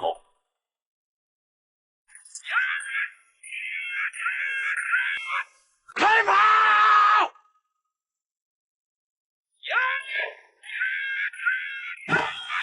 民兵队长王大海满脸兴奋地看着赵振国。四哥，你太厉害了，我都没看到野猪在哪儿，你就都解决完了。如果不是你第一枪打出了野猪的惨叫声，我根本就不知道野猪已经下山了。一般，基本操作。那我呢？你觉得我学的好不好？在这方面有没有什么天赋？小子，枪不适合你。王大海一脸郁闷。赵振国拍拍他的肩膀，朝树林里走去。我一定要练好枪法，让振国哥刮目相看。赵振国进了树林，发现地上躺着6只还在抽搐的野猪，村民们也从四面八方赶到了。既然野猪都打死了，大家伙也别在这里杵着了，赶紧帮忙抬回去，让守夜的人回去休息休息。路上，王栓柱转头看向赵振国。振国，这野猪你想怎么处理？赵振国与王栓柱也不是第一次打交道了，之前村长说打到野猪全算他的，他也没当真。村长，你想怎么处理？振国，要不先问问村里人，看他们是要钱还是要肉？要肉就杀猪分肉，要钱就把野猪运到镇上卖了，大家一起分钱。给我留下2只，剩下的你们看着办吧。成。赵振国家院子里，宋婉清和小老虎2个蹲在2头壮硕的野猪面前，大眼瞪着小眼。这可是2头野猪，加起来好几百斤，村里人分1头都分不完，我却要一个人面对2头，哎，真是头疼。这样，半只做成肉干，剩下留着做菜。那另外1只呢？慢慢吃呗。中午，赵振国睡了一觉，睁眼就看到村长又来了。振国，我们从镇上回来，就赶紧先过来找你了。宋婉清见到王栓柱，麻利地端了一盘刚做好的肉干。哎呀，早知道你家在做这个，我就走慢点，不来蹭食了。这都是振国的功劳。不错，没有振国，我们谁也吃不到这肉干，还反叫野猪把粮食给糟蹋了。说着，招呼身后几人抬进2个麻袋来，又从怀里拿出一个布包。这是去镇上卖野猪的钱，你一共得了300块钱。麻袋里装的是村里的一点心意，一起给你送来了，你点点。赵振国看着王栓柱手中的钱，觉得一下子让村民知道挣这么多，免不了有眼红嫉妒。咱村里的路太差了，这钱给咱村修路用吧。王栓柱愣了愣，立马回神。行啊，太行了，路修通了，咱们的山货就好卖出去了。打猎那都是把命悬在裤腰带上的货，还是多攒些家底好。王栓柱的一席话，瞬间浇醒了一些被嫉妒冲昏了头脑的村民们。宋婉清见又来了不少村民，极有眼色的又分出一些肉干来。叔叔婶子们，请你们吃肉干了，都尝尝吧。那都不好意思。俗话说，吃人嘴短，拿人手短。那些先前对赵振国眼红的人，这回吃了他的肉干，脾气也彻底没了。振国，以后要有个什么事，别不好意思，尽管在村里找人帮忙就是。是啊，大家都是一个村的，互相照应是应该的，别抹不开脸。别的忙可能帮不上你什么，但这使力气的活我们可没怕过。人群里七嘴八舌，说什么都有，其中不乏有虚情假意的附和，但无论是什么，赵振国都点头应和着。修路的事情我会尽快组织村里人，没有其他事情的话，我就先走了。栓柱叔，不留下吃了晚饭再走吗？不了，你婶子在家里做好了饭，在等我呢。宋婉清听他这样一说，也不再劝他留下，拿油纸包了一包肉干塞给王栓柱，带些回去给婶子尝尝鲜。王栓柱走后，赵振国从柜子里拎出2瓶好酒，向李老汉的家走去。不一会儿，门吱呀一声开了，露出李老汉那张饱经风霜的脸庞。是振国啊，快进来坐。李叔，这是我的一点心意，今天来是想请教你个事儿。说吧，啥事？只要我能帮上忙。熊胆怎么取？李叔，熊胆怎么取？这事儿啊，不能乱来，我给你细细说道说道。首先，你得准备一把锋利的匕首，还有干净的布和绳子，这匕首得够锋利。赵振国听得认真，不时点头表示明白。接下来就是取胆的关键步骤了。这老头说的倒是很详细，但我怎么感觉是他在书上看的？李叔，你取过熊胆吗？没有，我这辈子虽然猎过不少野兽，但我只见过我师傅取过熊胆。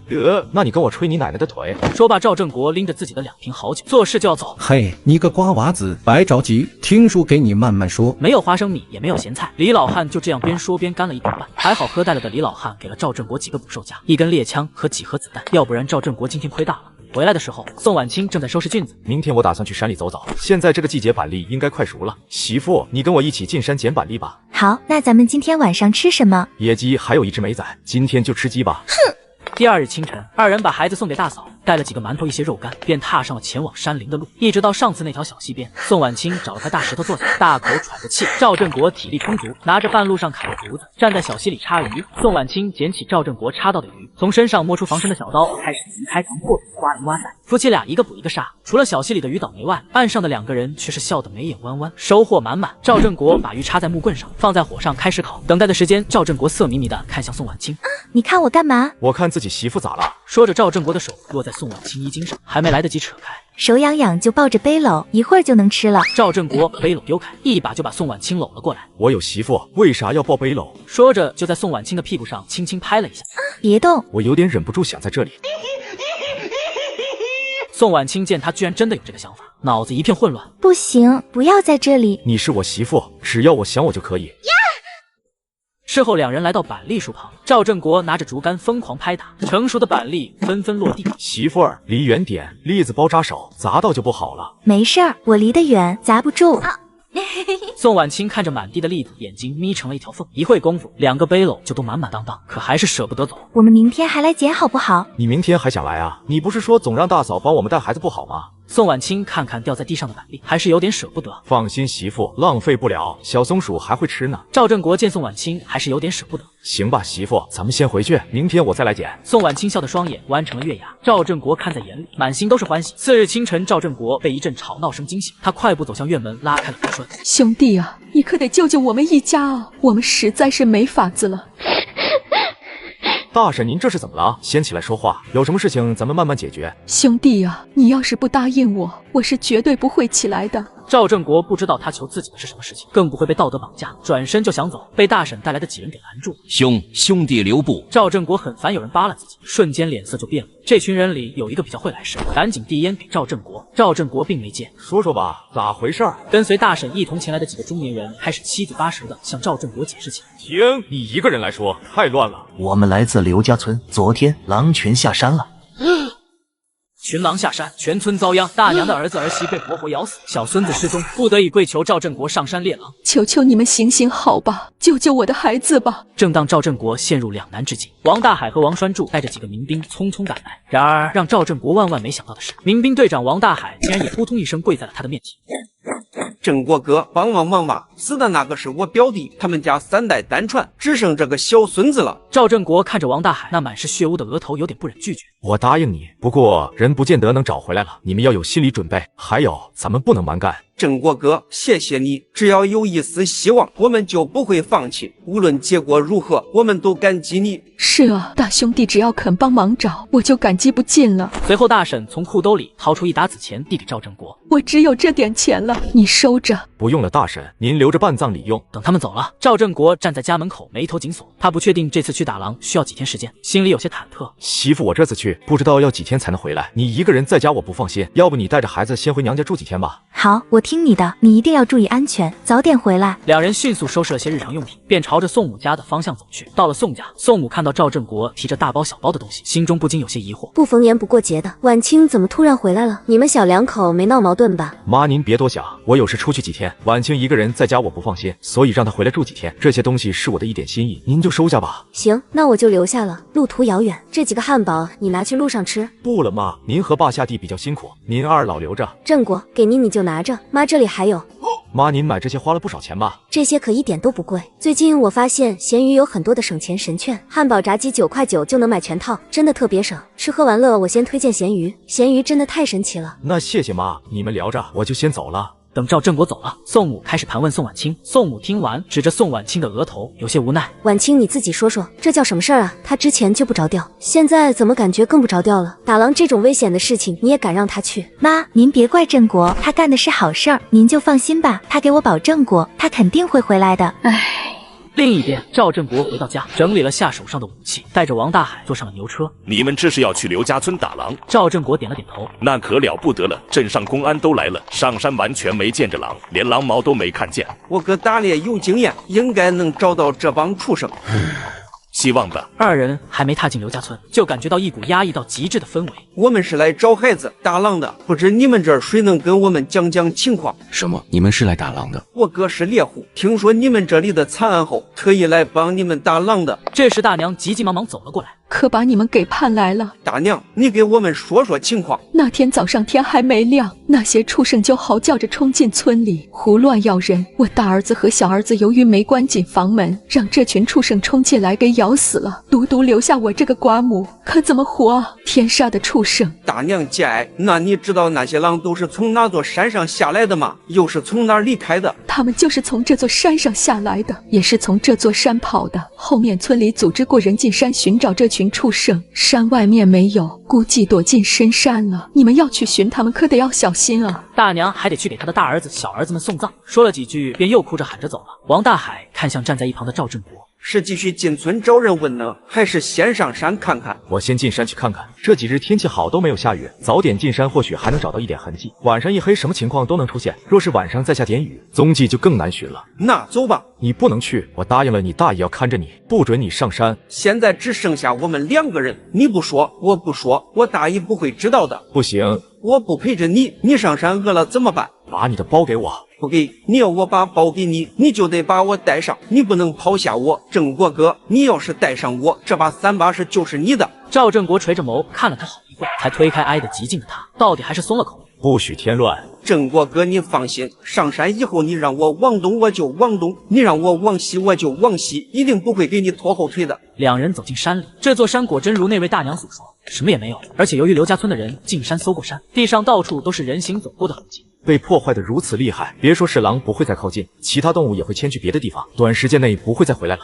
要不先下山休息一夜，待到明日我们再进深山看看。赵振国没有回答，而是垂着眸看着脚边的小老虎，若有所思。狼夜里会嚎叫的吧？这是自然，他们习惯夜间出来觅食，会通过嚎叫来进行联络。今晚就在山里歇息，怕不怕？王大海愣了一下，随即明白过来，赵振国这是想要通过狼晚上的嚎叫声找到他们。有个你在，我什么都不怕。不过这狼也不是每天晚上都会嚎叫，有时候在山里待上一夜都相安无事，有时候走辈子好端端的就会碰上狼群。再说这座山这么大，谁能保证我们去的方向是狼活动的范围？但是没关系，他今晚不吼，到了月圆之夜也会吼的。赵振国一边听着王大海的滔滔不绝，一边留意着周围的环境。你精力这么旺盛，不如今晚扎营的地方就由你来决定吧。我不会选地方啊。没事，随便选，选不好最多就把你扔去喂狼。二人找好地方，刚点燃一堆篝火，突然听到不远处传来了一阵异响。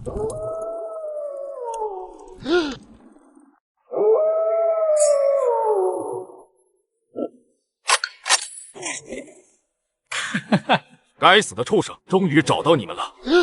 真的有狼啊！郑国哥怎么办？狼王就是在等赵振国把子弹用完，所以赵振国也必须寻找机会送狼王归西。安心待着，保护好自己。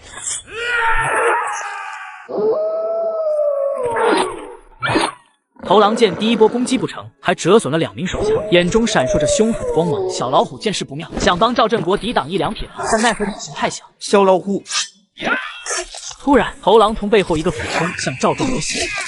郑国哥，你的伤没事吧？没事，小伤，去看看小老虎。王大海急忙去把草丛中受伤的小老虎抱了回来。没事，都是些小伤，休养几日就好了。这一下赵振国放心了，他看了眼地上横七竖八躺着的狼群，突然意识到了什么，快去收集狼血。哥，你都伤成这样了，我还收集什么狼血？我先给你处理一下伤口。快去，这里血腥味太重，会引来其他猎物。王大海又看了眼赵振国身上的伤，一狠心还是听从了赵振国的话。转眼天空中乌云密布，王大海急忙停下手中的动作。哥，看着要下雨了，我们赶紧找个地方躲一躲。你这伤如果再沾上雨水，在这山林间后果不堪设想。王大海说完，抱起脚边的小老虎就要上前搀扶赵振国。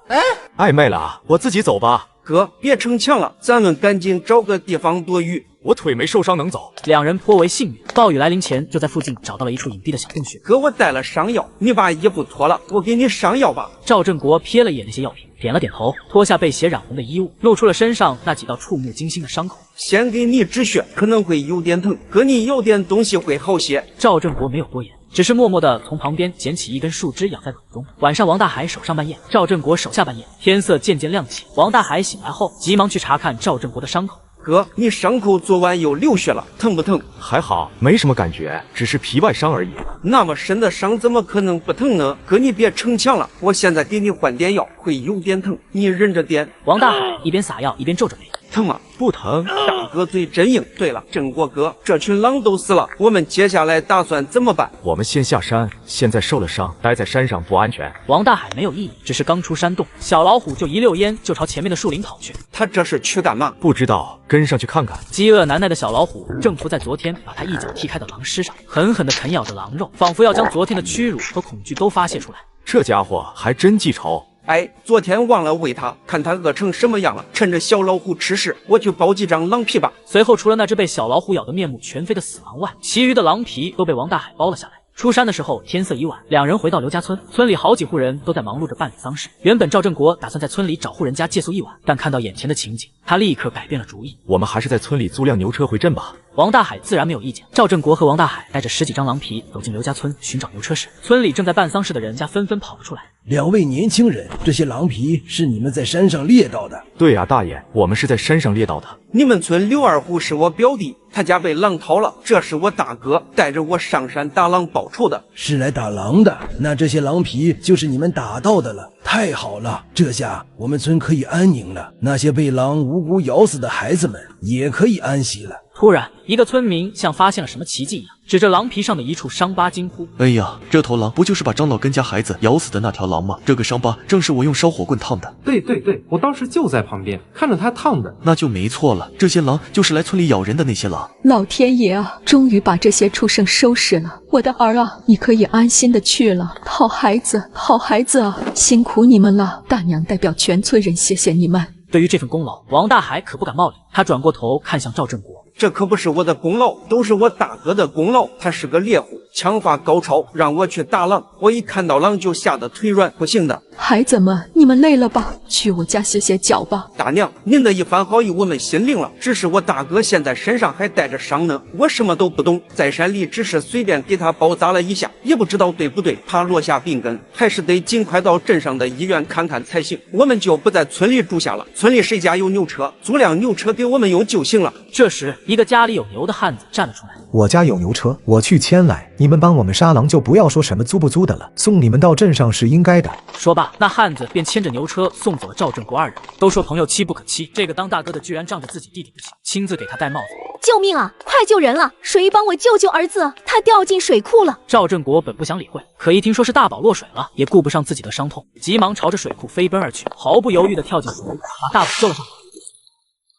大宝，你可要吓死你妈了！你要是有个3长2短，妈可怎么活啊？二嫂别哭了，快带孩子回去洗个热水澡吧。刘桂华早被吓虚脱了，哪里有力气抱得起一个7、8岁的孩子？这时赵大哥不知从哪里冒了出来，弯腰就把孩子抱起，迈步往回走。刘桂华紧随其后，跟着过来的赵大哥媳妇看到这一幕，站在那里攥紧拳头，愣神了许久。你吓死我了！我一过去就看到你跳下水。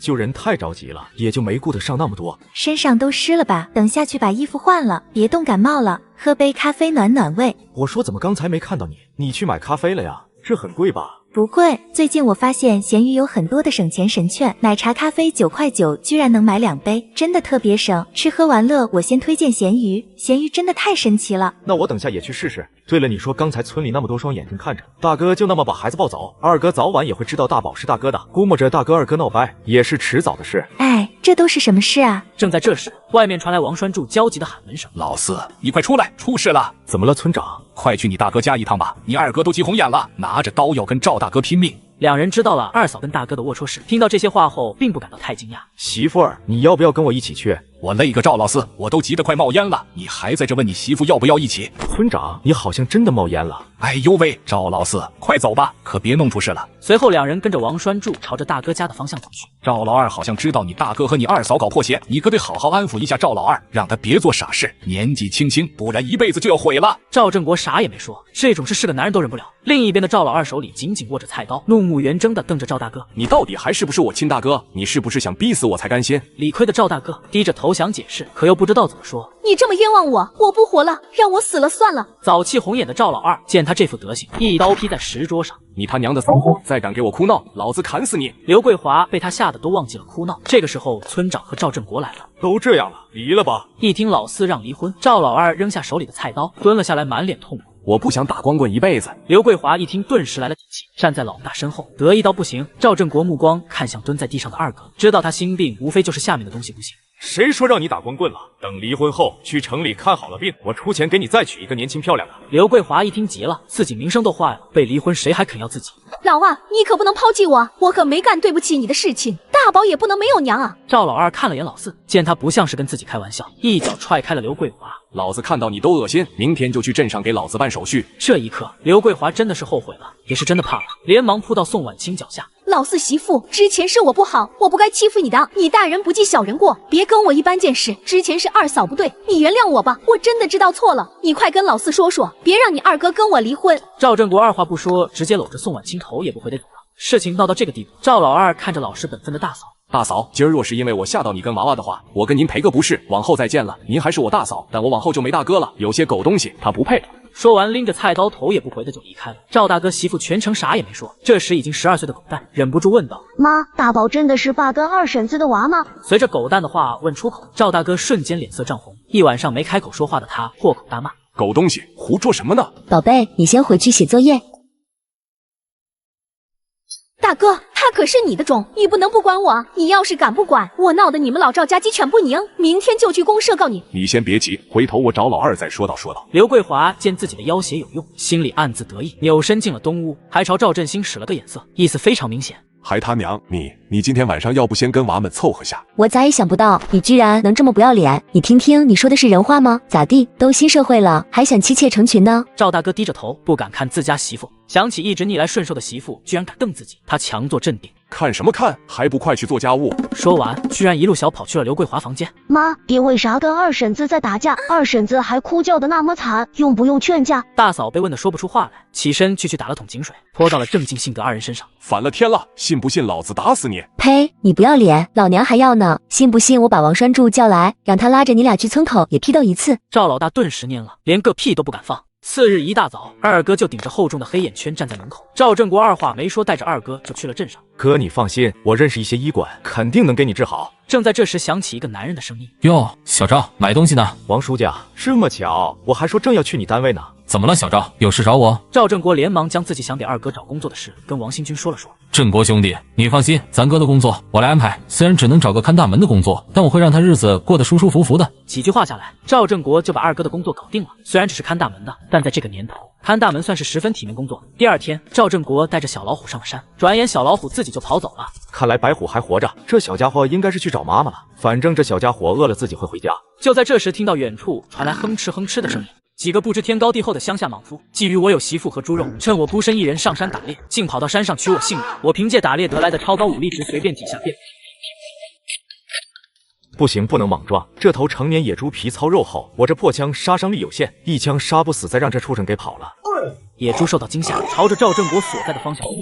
赵振国一枪直中野猪左眼，野猪没有倒下，嘶吼着冲了过来，随后急忙立起身边削尖的木棍。野猪被赵振国收入空间，为了掩人耳目，他用刀砍了些树枝，放进箩筐中，下了山回到家。小两口慢条斯理地吃着排骨。然而他们没有注意到的是，几十米外的房顶上有一个黑影正盯着他看。哟，李甜甜那妞果然没骗我们，这家人在吃肉。他奶奶的，老子都没吃过那么好的肉，那是排骨吧？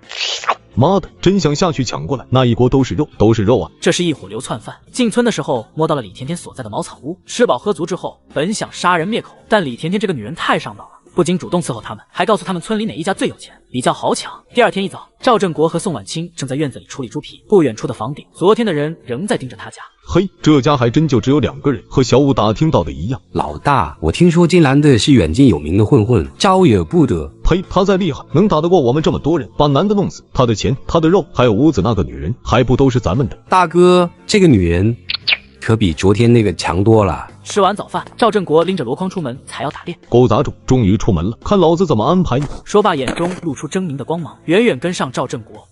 怎么回事？怎么老有一种忐忑的感觉？男子确认了赵振国的方向后，急忙回去召集自己的小弟，杀了那小子。他家不仅有钱，还有漂亮媳妇和肉。兄弟们说干不干？干，必须干！跟着老大混，3天饿9顿。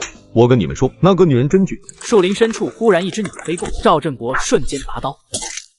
就在这时，忽然传来一阵脚步声，赵振国急忙藏好身体，悄悄朝声音传来的方向看去。是这个方向吗？不会弄错了吧？管他错没错，到中午找不到，咱就回去。这林子那么大，谁知道人在哪儿？这群陌生人是在找人？难道是冲我来的？都给老子小点声，必须把人找到。忘了老大说的东西了吗？分开找，2人1队，找到人就大声喊。好，再跟你们说一遍，是一个大概1.8米多的大小伙子，浓眉大眼，身上穿着绿褂子黑裤子。1.8米，绿褂子，这他妈不就是我吗？还真有人要害我！赵振国既庆幸又后怕，脑子还有点乱。他从另一侧轻轻溜下去，快步摸向2人的后方。是，回头的人吭也没吭，直接晕倒在地。别动，不想死就别吭声，喊一声你就得死。不喊，喊不喊？他看着瘫倒在地上的同伴，双腿发软。你们找的是我？是您。为什么找我？你确定是找我？我们老大让我们来找您，说杀了您家的钱、肉和女人，都是俺们的了。还有老大，你见过我？没有。那怎么确定找的是我？老大说他看到您一个人进了这片林子。那要是还有其他人呢？那就都杀了。大哥，我知道错了，你放了我吧。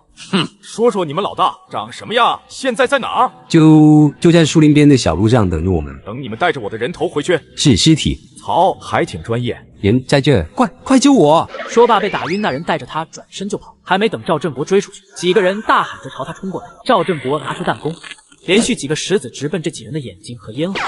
冲过来的4人纷纷倒地，解决这几个人后，就把他们绑了起来，这才从容不迫地去追跑掉那2人。在这丛林之中，不熟悉路也跑不远，不过几个呼吸的功夫就进入了射程范围。你跑什么？带我去找你们老大！赵振国话音未落，拿刀的人突然暴起，一刀把身边手下砍死了。这什么操作啊？大哥饶命，我愿意带你去找他。把刀插在地上，前面带路。好，不过大哥，我们不能走原路。为什么？他身边还有人还是有武器？你最好老实点，我保证遇到意外，先死的一定是你。不敢，主要是我们老大有一个望远镜，能看到很远的位置。如果我们就这么出去，恐怕那人会逃。2人在树林里绕了大半个圈，等到靠近目标，时间已过中午。就是他。常年烧杀抢掠的山下莽夫，竟想抢夺我的猪肉，霸占我的媳妇。可殊不知，我凭借打猎得来的超高武力值，3下5除2便把他们全部解决。这张脸也不认识啊！说着，赵振国将他绑起来，直接拎进了山里。这是怎么回事？救命啊！是你，你喊吧，咱们所在的地方，你就是喊破喉咙也没人应。破喉咙！误会，绝对有误会，肯定是那帮畜生在冤枉我。我还没问呢，你就全招了。他也知道自己说错了话，恶狠狠地瞪着赵振国，一言不发。大哥，你把我解开，让我来问他吧。你敢？我表哥是县里的供销社副局长，那可是大官，你们敢对我动手，回头他饶不了你们。现在放了我可以不追究。这两人，一个小崽子，一个是小跟班，什么也不懂，我一定能糊弄住他们。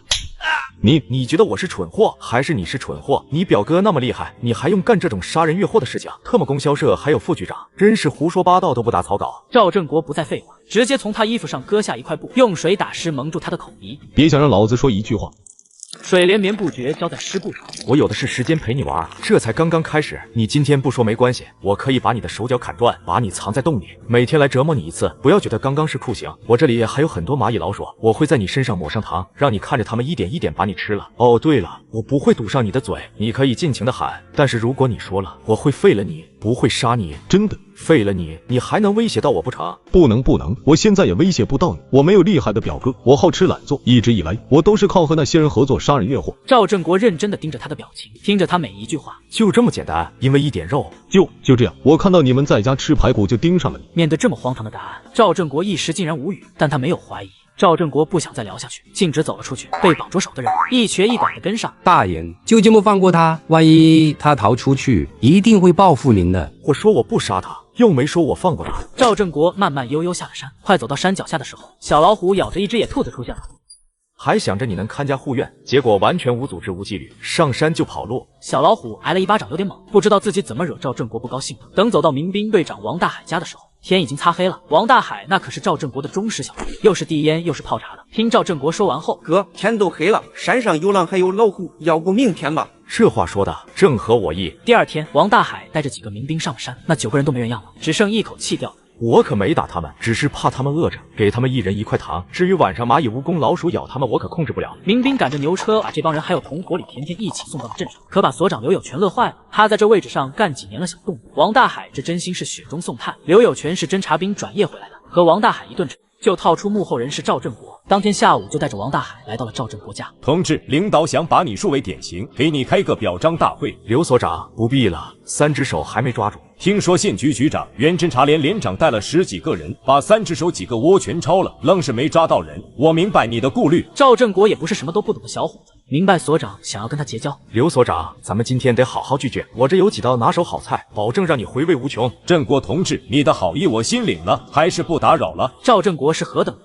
早已洞察了刘有权的心思，明白这是怕自己破费，不由分说的拉起了刘有权的手，径直走向了厨房。刘所长，这是我打的路，今天咱们就好好吃一顿，别跟我客气。搞半天，人家家底厚着呢，是我瞎担心了。今天这一桌，赵振国格外用心，不到2小时，整了8个菜，各个色香味俱全。一晃眼几个月过去，外面已经是冰天雪地。赵振国不顾宋婉清的劝阻，一大早出门了，快步走入树林深处，弯腰观察着，沿着一片凌乱的动物脚印一路追寻。他爬上树，拿出奖励的望远镜往下看，这是羊，黄羊，1、2、3，说着便跳了下来。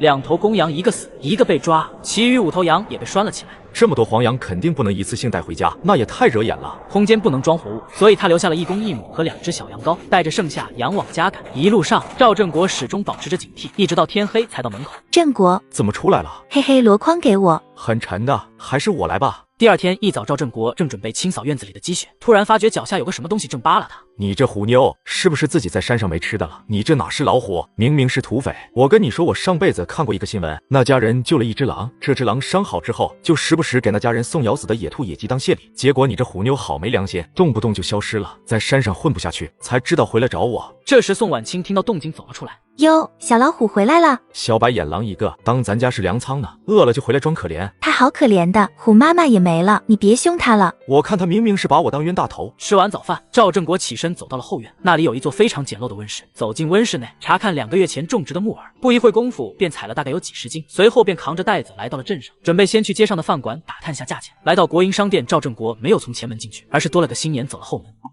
听到敲门声，一个肩头搭着白布服务员模样的男人跑了过来。你这家伙跑到这里来做什么？走走走，别在这里给小爷我添乱。这个人靠着穿越者的身份，在70年代疯狂种植大棚，靠信息差单凭木耳就大赚一笔。你这家伙跑到这里来做什么？走走走，别在这里给小爷我添乱。我找你们领导的，或者是大厨也行。领导在忙，大厨也没空。你有什么事情告诉我，我帮你去说。服务员准备再推赵振国，却看到了赵振国不温不火的视线，缩了缩脖子，立马住了手。我有些东西想卖给他们。卖东西？呵，这年头什么人都能来卖东西，胆子挺肥。劳烦你帮我问下。那好，你在这里等等。说完，服务员就向着厨房走去。时间不久，有个白胖的中年男人一脸不情愿地跟着他走向了后门赵振国这边。你小子别浪费我时间，前面还有好几桌等着上菜呢。不会浪费你很长时间的。说着，赵振国把手中的袋子放到地上，大厨还未等赵振国把话说下去，就蹲下了身去。我看看是什么东西，这些东西不值几个钱，你想要多少？那就算了。你这个人怎么突然就走了？既然不值几个钱，那我就不卖了。一路走来都没见卖木耳的，木耳营养价值丰富，而且还可以做药用，这东西这么稀有，怎么可能不值钱？好话说嘛，别这么急，我带你找我们领导。大厨说着，就拽着赵振国手腕走到了领导边上。领导，这东西可以留下。说完这句话，白胖的大厨又凑到饭店领导的耳边，说起了悄悄话。后舍，你开个价，我把东西拿到你这儿来，就是有心做这生意。饭店领导和白胖大厨对视一眼，你这里也就只有20多斤的样子，这样我给个公道价，1斤3毛钱，我给你算个6块钱好了。领导既然不想要就算了，我去别家看看。说罢，赵振国又是直接扛起了地上的木耳准备离开。赵振国不清楚实价，但是看那小老头领导的模样，也知道对方肯定不是给的实价。赵振国走了1步没反应，2步还是没反应。当走到第3步的时候，站在领导旁边的大厨忍不住了。好说好说，你说多少？6毛1斤。小子，6毛1斤都赶上肉钱了。我这东西比肉稀少，也比肉来的有市场。哦，你倒是说说看，我听听。第一，肉虽然要票，但领导能没吃过肉吗？吃多了也就没什么新意了。第二，物以稀为贵，你哪怕是国营饭馆，你和人家卖不一样的菜，也能图个稀罕。小老头虽然没有开口，但赵振国却在他的眼中看到了赞赏的神色。不过这6毛1斤确实是有些贵了。既然物以稀为贵，它比肉还稀罕，那么你们大可以挑高价钱。再说了，给领导吃个稀奇，吃个档次。 6毛也不是不可以，但是我有个条件，我希望只有我们有，而且我希望以后也只是我们的。赵振国闻言情不自禁地挑了挑眉，眼中的诧异更甚。这老头子倒是会算计，居然知道垄断经营的道理。可以，同时我也希望你们饭店只做我的生意。这就有些过了吧？赵振国的话让那老头有些生气，他绷着脸，双眼直直地看着赵振国，颇具气势。我没货就算了，但是有货就绝对是最新鲜的东西，你不亏。你跟我来。随后赵振国然后跟着小老头进了饭店的一间屋子，小老头拿起笔在桌上写起了东西。可，要是行的话就签下名字。随后接上去看望宋母的宋婉清后，就立刻去大嫂家接女儿。只见大嫂一脸的抱歉：“小四，不好意思，下午妞妞睡着了，蹬被子了，我忙着纺花没注意，现在有点发烧，我刚已经灌了热水，捂了厚被子，还拿酒擦了额头跟腋窝，但是效果不太好，摸起来还是滚烫。”被大嫂这么一说，赵振国也皱起眉来。既然这样，那我们去村医那里拿点药。大嫂，这事情不怨你，你别想那么多，小孩子有个头疼脑热很正常。说着抱着孩子去找村医，拿好药，两人急匆匆地赶了回去。女儿不知道是不是身体底子差的原因，回到家的时候已经烧得很严重了。宋婉清一直用热水给她擦身子，可是烧一直退不下来。第二天烧得更严重了，她躺在宋婉清怀里迷迷糊糊，有些神志不清。赵振国看得难受，抱着女儿准备去镇上的卫生院。宝贝，有没有什么地方不舒服？爸爸马上要抱宝宝去街上看病，看了病吃了大夫开的药就不痛了。说完，赵振国把人抱在怀中，急急忙忙地抱着女儿出了门。乖，痛就哭出来吧，只有爸爸知道，没关系的。他不怕女儿哭，就怕女儿连哭都不哭了。很快，二人就到了镇上的卫生院。大夫，麻烦你帮我看看。赵振国把女儿的手拿出来放在他面前，女儿有些不安，看了看那个大夫，又把手缩回来，拽着赵振国的衣袖。宝宝乖，给叔叔看看，病才会好，好了就不痛了。看诊完，大夫给打了退烧针，还开了些消炎药，这才抱着女儿往家里走去。第二天，女儿没事了，但赵振国不放心，非要带着女儿去卫生院复查一下。临出门，邻居张桂兰来了。婉清啊，听说山脚下的冬菇长得可鲜，咱们去采些回来炖汤，改善伙食怎么样？张桂兰手里还提着个小篮子，一脸期待。你去吧，我带女儿去就好，你去散散心吧。赵振国明白女儿生病的这段时间，宋婉清很自责，所以想让她去散散心。山上蘑菇多，在山脚下他们就采了小半篓。宋婉清体力跟不上，刚准备歇息几分钟，不远处传来一阵惊呼：野猪下山了！救命啊！